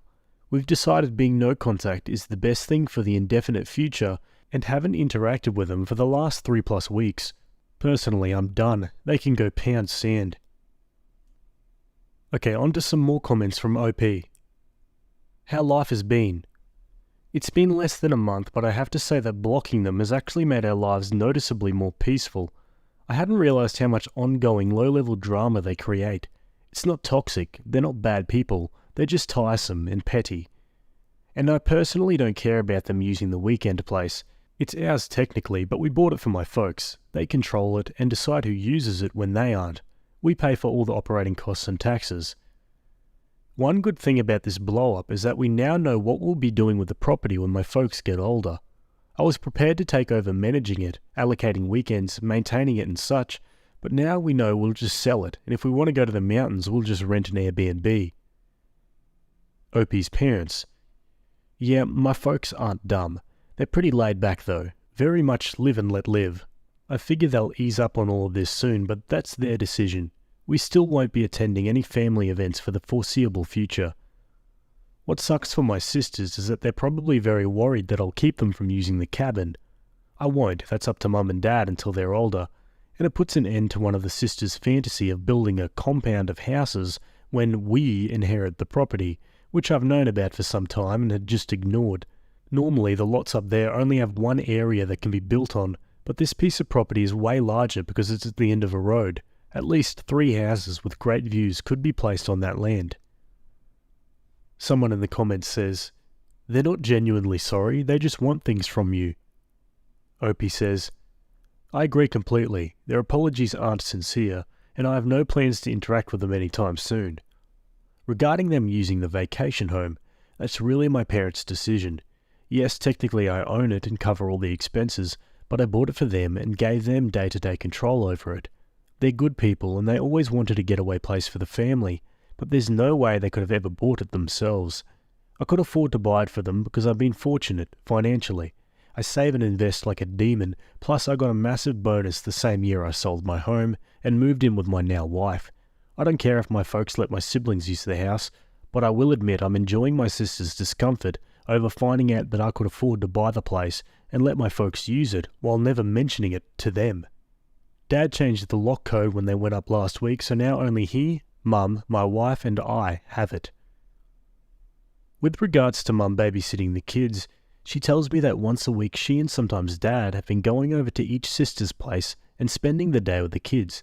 When school starts, she's going to pick up each set from school once a week on separate days and take them home and spend the evening with them. She says the 5 of them together stress her out, but separately they're fine. Mum and Dad have both told me they don't plan on having my sisters and their families back to their place in the foreseeable future and that they're enjoying the quiet. My guess is that they were already tired of the old dynamic and used the pool party nonsense as an excuse to make some changes to the relationships. Wow, sounds like Opie just keeps on winning here. Let's go to the last update. Well, it's been an interesting last few days. I thought the crap had hit the fan before, but it was more of a fart compared to what happened this week. For this to make sense, I need to provide some financial context. My folks haven't ever been good at saving money. I've been doing their taxes for years, so I know pretty much everything about them money-wise. Their house is paid for and they have minimal debt, but they didn't save much for retirement. Both of them get Social Security, Dad gets a solid pension, and they have a bit of savings, but there's no real treasure chest in the basement. I bought their current car for them after they retired, a retirement present, so they could have something nice to drive. It was the first car in probably 20 years they didn't lease. My sisters are convinced the folks are dripping with money, and that our parents will be leaving the 2 of them everything, since I don't need more money, so they've never cared about saving either. Turns out my oldest sister and her husband, they have 3 kids, have been living beyond their means for some time and are in financial straits. They've maxed out their credit cards and are behind on their car leases to the point that one is about to get repossessed. He'd bragged in the past about making X per year, but it turns out to be about half that. She confessed all this to Mum on Tuesday because they need a loan and because, and this was a what the F moment for Mum and Dad, that for the last 3 years, instead of staying at the vacation house regularly, she's actually been renting it out once a month or so and pocketing the cash. We're talking $2,000 plus for a weekend and at least $4,000 for a week. With her being cut off from using the place, she's had to cancel one group already. She's now worried they'll lose everything. My folks aren't in any position to give them a loan. My other sister was aware of her renting out the place, but of course hasn't ever said anything. I suspect she's done the same thing as well, because I went up there once to drop off an ATV I'd worked on, and there was a family there who claimed to be staying there with my sister and her family, and that they'd gone to town for something. At the time I let it go, I figured she'd loaned out the house to some friends, but I've always wondered.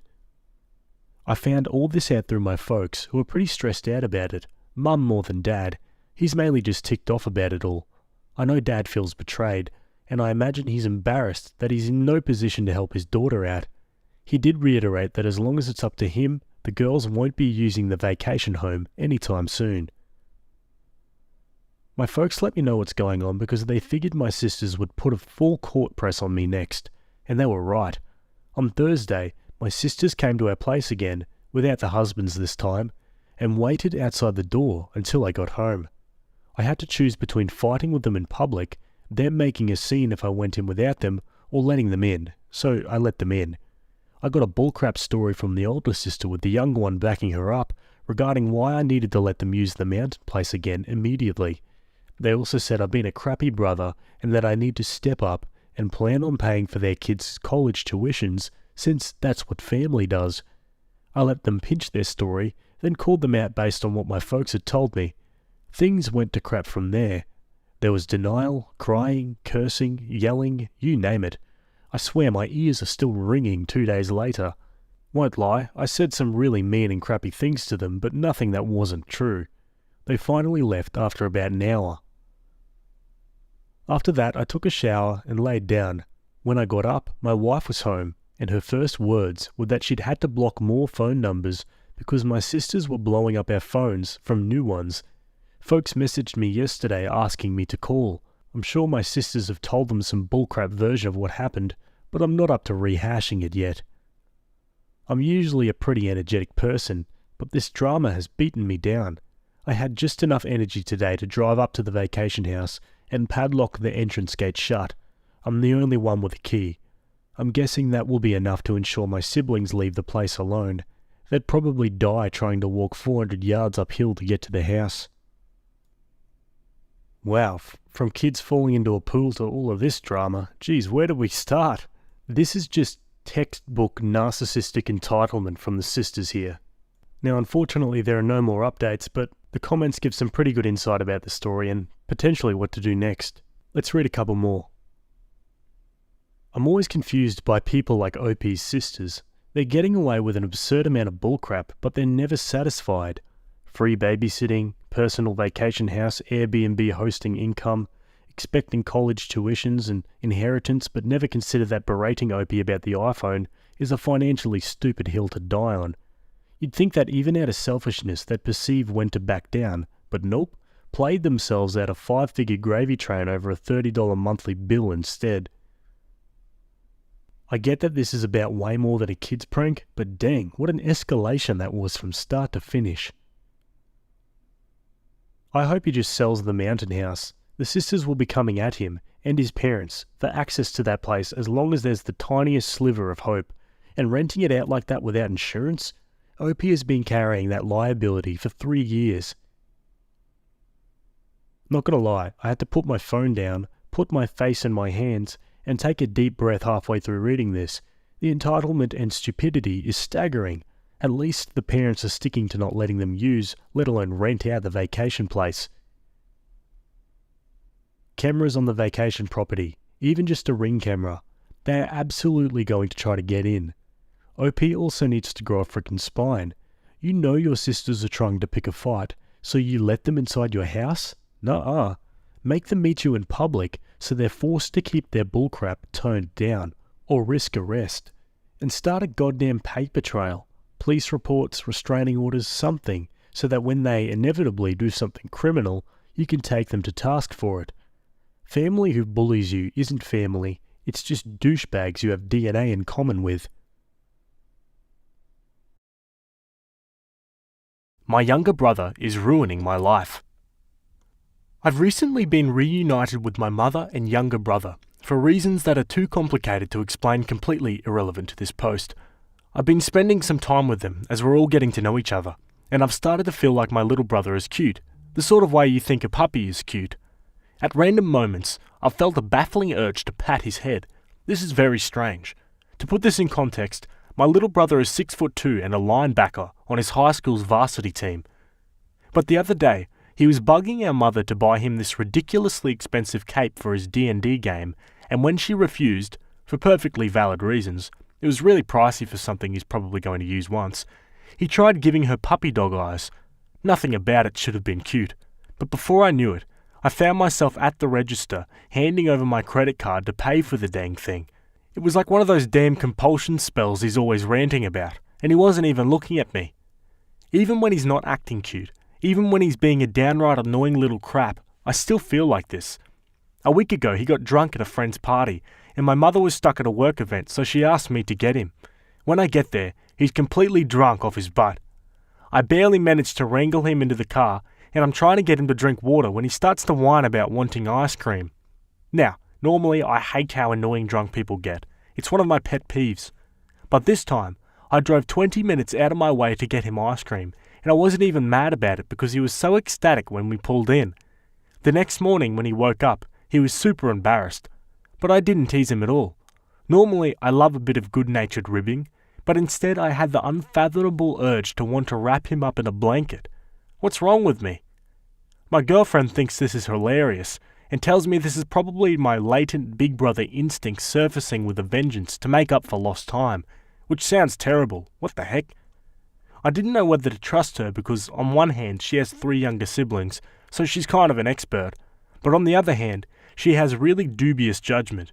She thinks my linebacker brother is cute, an adjective which she has also used to describe water bears, jumping spiders, yawning tigers with mouth full of sharp teeth, and on one particular memorable occasion, a picture of mold from Reddit. And this is in addition to all the stuff other people find cute, like puppies and kittens and pandas. In short, I don't think there is a creature on Earth that she doesn't find cute, so I feel like I should take her thoughts with a grain of salt. My girlfriend says this is what all older siblings feel, and I should just suck up and accept it. Please tell me she's wrong. I mean, why, dang it? What the hell do we older siblings get out of a sibling relationship? Also, his birthday's in 2 weeks. Any ideas on what to get him? Gee, this is a weird one to start off with, isn't it, guys? I should have also mentioned before that this is off the Off My Chest subreddit, not relationship advice, so that might explain the slight change in genre here. Anyway, let's move to some comments. As the oldest of 4, yes, the protective and provisional instinct is strong. Sadly, in my case, it went the opposite way. I took care of them all growing up, and now they hardly speak to me, except to lecture me I'm not honouring the family name. I say, be grateful for this second chance. Get to know your brother and enjoy the time and memories. Set some boundaries on what you're willing to spend on him, but enjoy it. Birthday gift ideas? Custom artwork of his D&D character. So, you enable your brother to be a jerk? Yeah, no. This is not as wholesome as people are making it out to be. Your brother got trashy drunk where you had to wrangle him, and instead of taking him home and making him go to bed, you went and got him ice cream? Do better as a big brother. This is not cute, and could have some serious consequences in the future, because he is not being guided. He is being gifted for doing bad crap. Gee, that comment was a bit harsh. Let's move on to the update. Surprise update. I wasn't really expecting to update, but since I got a message asking for it, I thought I might as well post here as well. My girlfriend thought my post was really funny and sent it to my mother, and she showed it to my brother. The brat immediately FaceTimed me but couldn't say anything because he couldn't stop laughing. Then, with the biggest crap-eating grin on his face, he informed me that he wants to go to Disneyland with me, so I had to look for tickets. It ended up being a lot of fun. I found out it was actually his first time there too, so we had a great time trying out all the rides. I have the ominous feeling he's going to be abusing his powers for evil, which goes against his favourite superhero's doctrine. I guess it's okay though, because my mother told me he's been really worried I hate him. Apparently whenever my big brother instincts are activated, I get a really angry, constipated look on my face. Her words, not mine. So I suppose all's well that ends well. Alrighty guys, that's the end of that one. Let me know what you think in the comments. Personally, bit of a weird one to start off with, but hey, I like it. I'm here for it. Seems like they got a good thing going on there. Anyway, let's jump straight to the next one. Okay, our next story was written by user NoArgument4666, and it's titled, I slept with my female friend even though I am gay. I don't know what else to do. I don't know where to start. It's a massive frick-up from my part. For starters, I, 30 male, was in a relationship with my boyfriend John, 30 male, for 7 years. I found out he was having an affair with a married man, 34 male. I got to know because that married man's wife, Kelly, 32 female, showed up to my place to talk to my boyfriend, but he wasn't there at that time. That's when she informed me that my boyfriend and her husband had been having an affair for 3 years. The woman just cried in front of me, and we both confronted each other's significant others. I broke up with John and Kelly got a divorce. Over the last 3 years, Kelly and I have started to talk. At first, she approached me by saying a lot of her family and friends are against her because she is not happy with her husband coming out, and even calling her homophobic. I explained to her that she wasn't homophobic. It is justifiable for her to feel hurt over this. She is a nice and kind woman. I liked her. I liked spending time with her. Her friends have also become my friends. She and I helped each other through our tough times. Over the last 3 years, we have been in and out of relationships with other people. Last night she called me and said she is alone because that day was her anniversary. I asked her if she needed me to be there. She told me yes if I don't mind. I went there. We were lying on her bed and kinda tipsy from all the alcohol. We were talking and she said how much she feels alone and humiliated by her ex-husband. I said I understand. Then she snuggled closer to me and kissed me. She immediately stopped and said sorry multiple times. I just brushed it off and said it's fine, we are just tipsy. The next time I kissed her, and one thing led to another, and we had sex. And it's not like I hated it or I was repulsed by her. In fact, we did it 2 more times before falling asleep. The next morning we talked. She says that she understands that I'm going through some stuff, and said sorry if I ever felt forced. I told her no, it was consented. I left her place. I don't know what happened to me. I knew I was gay since I was 18, but I did like sleeping with her. I don't know. Maybe I need to rethink my life choices. Is this something normal? Alrighty, let's take a look at some comments. It's okay to not be gay. You can be bi. It's not a screw up. You didn't ruin others' relationships by doing this.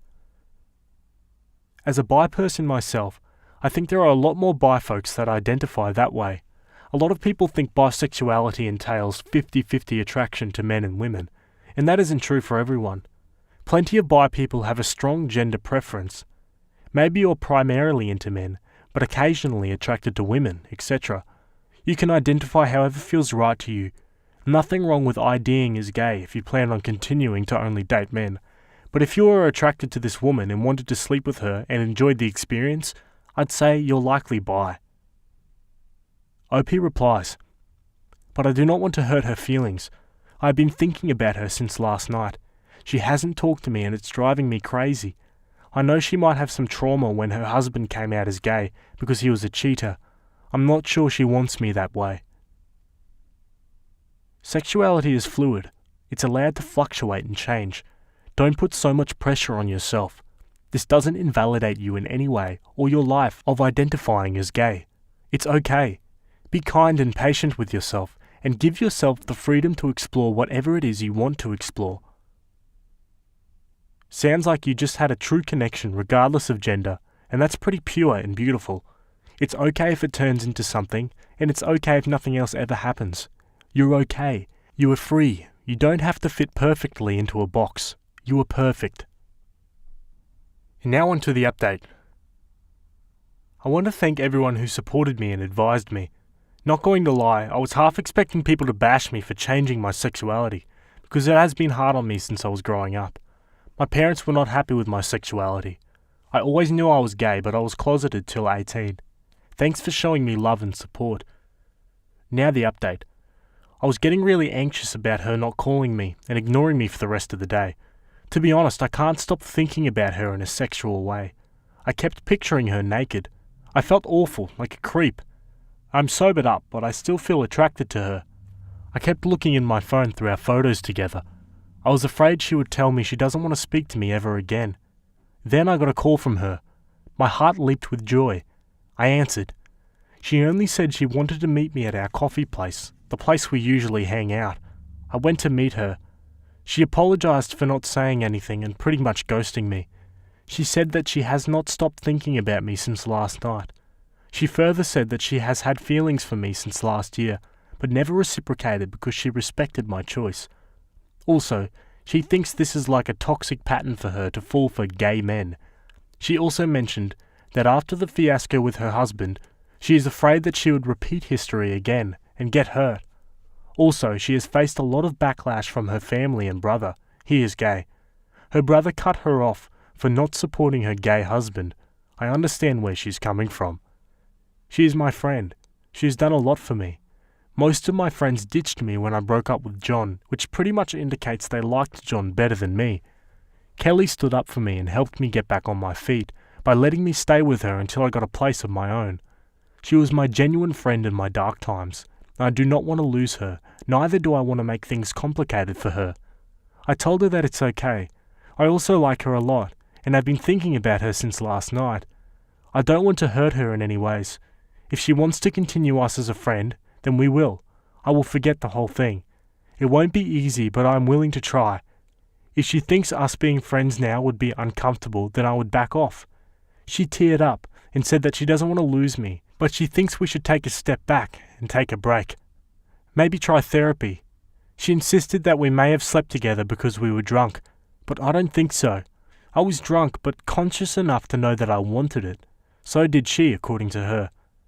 So I guess I will try to explore my sexuality and start dating people from other genders now. I don't know. It's too soon, but I'm open to the idea. I liked having sex with a woman after so many years. Maybe I will explore more options. I don't want to label anything too soon. Thanks guys. If anything major happens, I will update you. Yeah, sounds like this guy has discovered a new side of himself which he probably never knew was there. Also, I don't really see the need for them to take a break now. Like, if the feelings there are genuine and real, then why not try it with her? Like, if you make each other happy, then shouldn't you be together? At least give it a try? I don't know, just a thought. Let me know what you guys think in the comments. Alrighty, I'm going to move on with a few stories from the Am I the A-hole subreddit. This one was posted by user Miracle Baby Niece, and it's titled, Am I the a-hole for not letting my miracle baby niece be my flower girl at my wedding? My, 27 female, older brother and sister-in-law, both mid-30s, just welcomed their first child a year and a half ago, after years of trying. After many failed attempts, sister-in-law was told that she wouldn't be able to conceive due to a medical condition she has. They finally got pregnant. Since having my niece, the baby has been the centre of attention at every family event we've had since he was born. Birthdays, weddings, family get-togethers, you name it. Now don't get me wrong, I love my niece, but it can get to be a little too much when my sister-in-law goes on and on about how long they've tried to conceive, complications they've had, miscarriages they've had, etc. Like a little too much info. Many family members have commented on how it's a little bit excessive, but no one has said anything because they don't want to sound like an a-hole. Anyway, I'm getting married in the spring, and my mother and sister-in-law approached me last weekend about having my niece be the flower girl. Now, my fiancé, 35 male, has 2 children, 10 male and 6 female, from his previous marriage. His son is one of his groomsmen, while his daughter had asked to be our flower girl when we told them the news that we were getting married a year ago, as it's something she's always wanted to do. So of course we said yes. So I explained this to my sister-in-law when she asked me about my niece.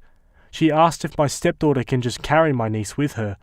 I said I don't think she'd be comfortable with that considering she's 6. She then asked why I can't give that role to my niece and allow herself to carry my niece down as the flower girl. I said no because I already promised my stepdaughter. She then started going off about how my lack of effort to incorporate my niece is disgusting to her. I should honour her in some way, since I know how long and hard they tried for my niece. Now I might sound like an a-hole for this, but I kinda got fed up and snapped and said, incorporate my niece how? By the time the wedding comes around, she'll be 2 years old. The entire family already knows your story about how long and hard you guys tried for her. What more do you expect me to do to honour her? She started crying and said I clearly don't love my one and only niece and I'm letting her down. I said of course I love my niece, and obviously she's going to be involved in pictures and stuff, but I'm not going to let my stepdaughter down by giving my niece a role she's too young to remember anyway. Well, now sister-in-law and my brother are ticked off with me for not letting my niece be the flower girl, and are running around telling the rest of the family I don't love my niece. My mum had been trying to stay neutral, but thinks my stepdaughter would understand if I explained to her I need to give that role to my niece. I'm firm in my decision though, and my fiancé is thankful that I didn't let his daughter down. Am I the a-hole for not allowing my niece to be the flower girl? Geez, your sister-in-law sounds like a piece of work. I'm going to go with not the a-hole. Anyway, let's look at some comments. Not the a-hole. Let them be ticked. If ever there was a time to take a stand for your stepdaughter, it is now. Without knowing her story or how she came to be a part of your life, she's 6 years old, and you've made a commitment to be in her life. The moment you made it official revolves around her as much as it does you. You absolutely have every right to honour the stepdaughter over the niece, and these first moments as stepmom are going to cause the ripple that forms the pond that is your relationship for her whole life. Trust me, if you back down now and give her spot away, it's going to ruin more than just your wedding. Opie replies to that, I 100% agree. I came from a family with 2 divorced parents, and I never forget how crappy I felt when at my dad and my stepmom's wedding, I wasn't included in it at all, yet my younger brother was one of the groomsmen. Having that experience myself, I'd never want my stepdaughter to feel that way, or that she isn't involved in such a special day. It just causes so much drama in the family that is so unnecessary. Not the a-hole. She's their miracle baby, not yours. The fact that they want you to disappoint your soon-to-be stepdaughter in order to make their daughter the focus of your wedding is absurd. Yeah, I 100% agree with these comments. It's kind of like they want this perfect picture moment for their daughter on someone else's wedding.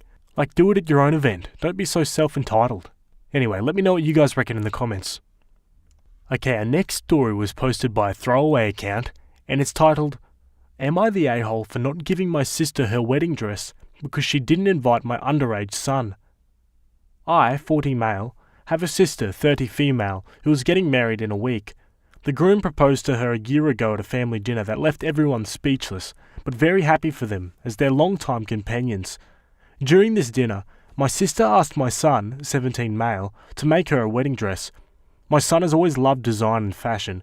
He took technical courses in these areas and sewing, and even his friends keep asking for his clothes because they're so beautiful. He agreed, but said that he needed time and that he would need her opinion constantly. At first, my sister was very annoying. My son drew about 50 dress designs in a month, and she only liked one, which he continued with. He sewed it with great quality fabric which I paid for as I wanted to get involved in a certain way. For 5 months, he made several adjustments to suit her wishes, as she always complained about something. After a while, he arrived at the final model, and it was just amazing. My mother cried seeing my sister in the dress, and I confess that I almost got emotional too. The problem was that last week my son came to talk to me about the wedding invitation that had not arrived for him, but for other family members. I thought maybe he didn't need one, but it still felt weird. I messaged my sister raising this issue, and she replied that she didn't want any underage people at her wedding because there would be alcohol. I asked if she was going to make an exception for my son, but she cut me off and said no.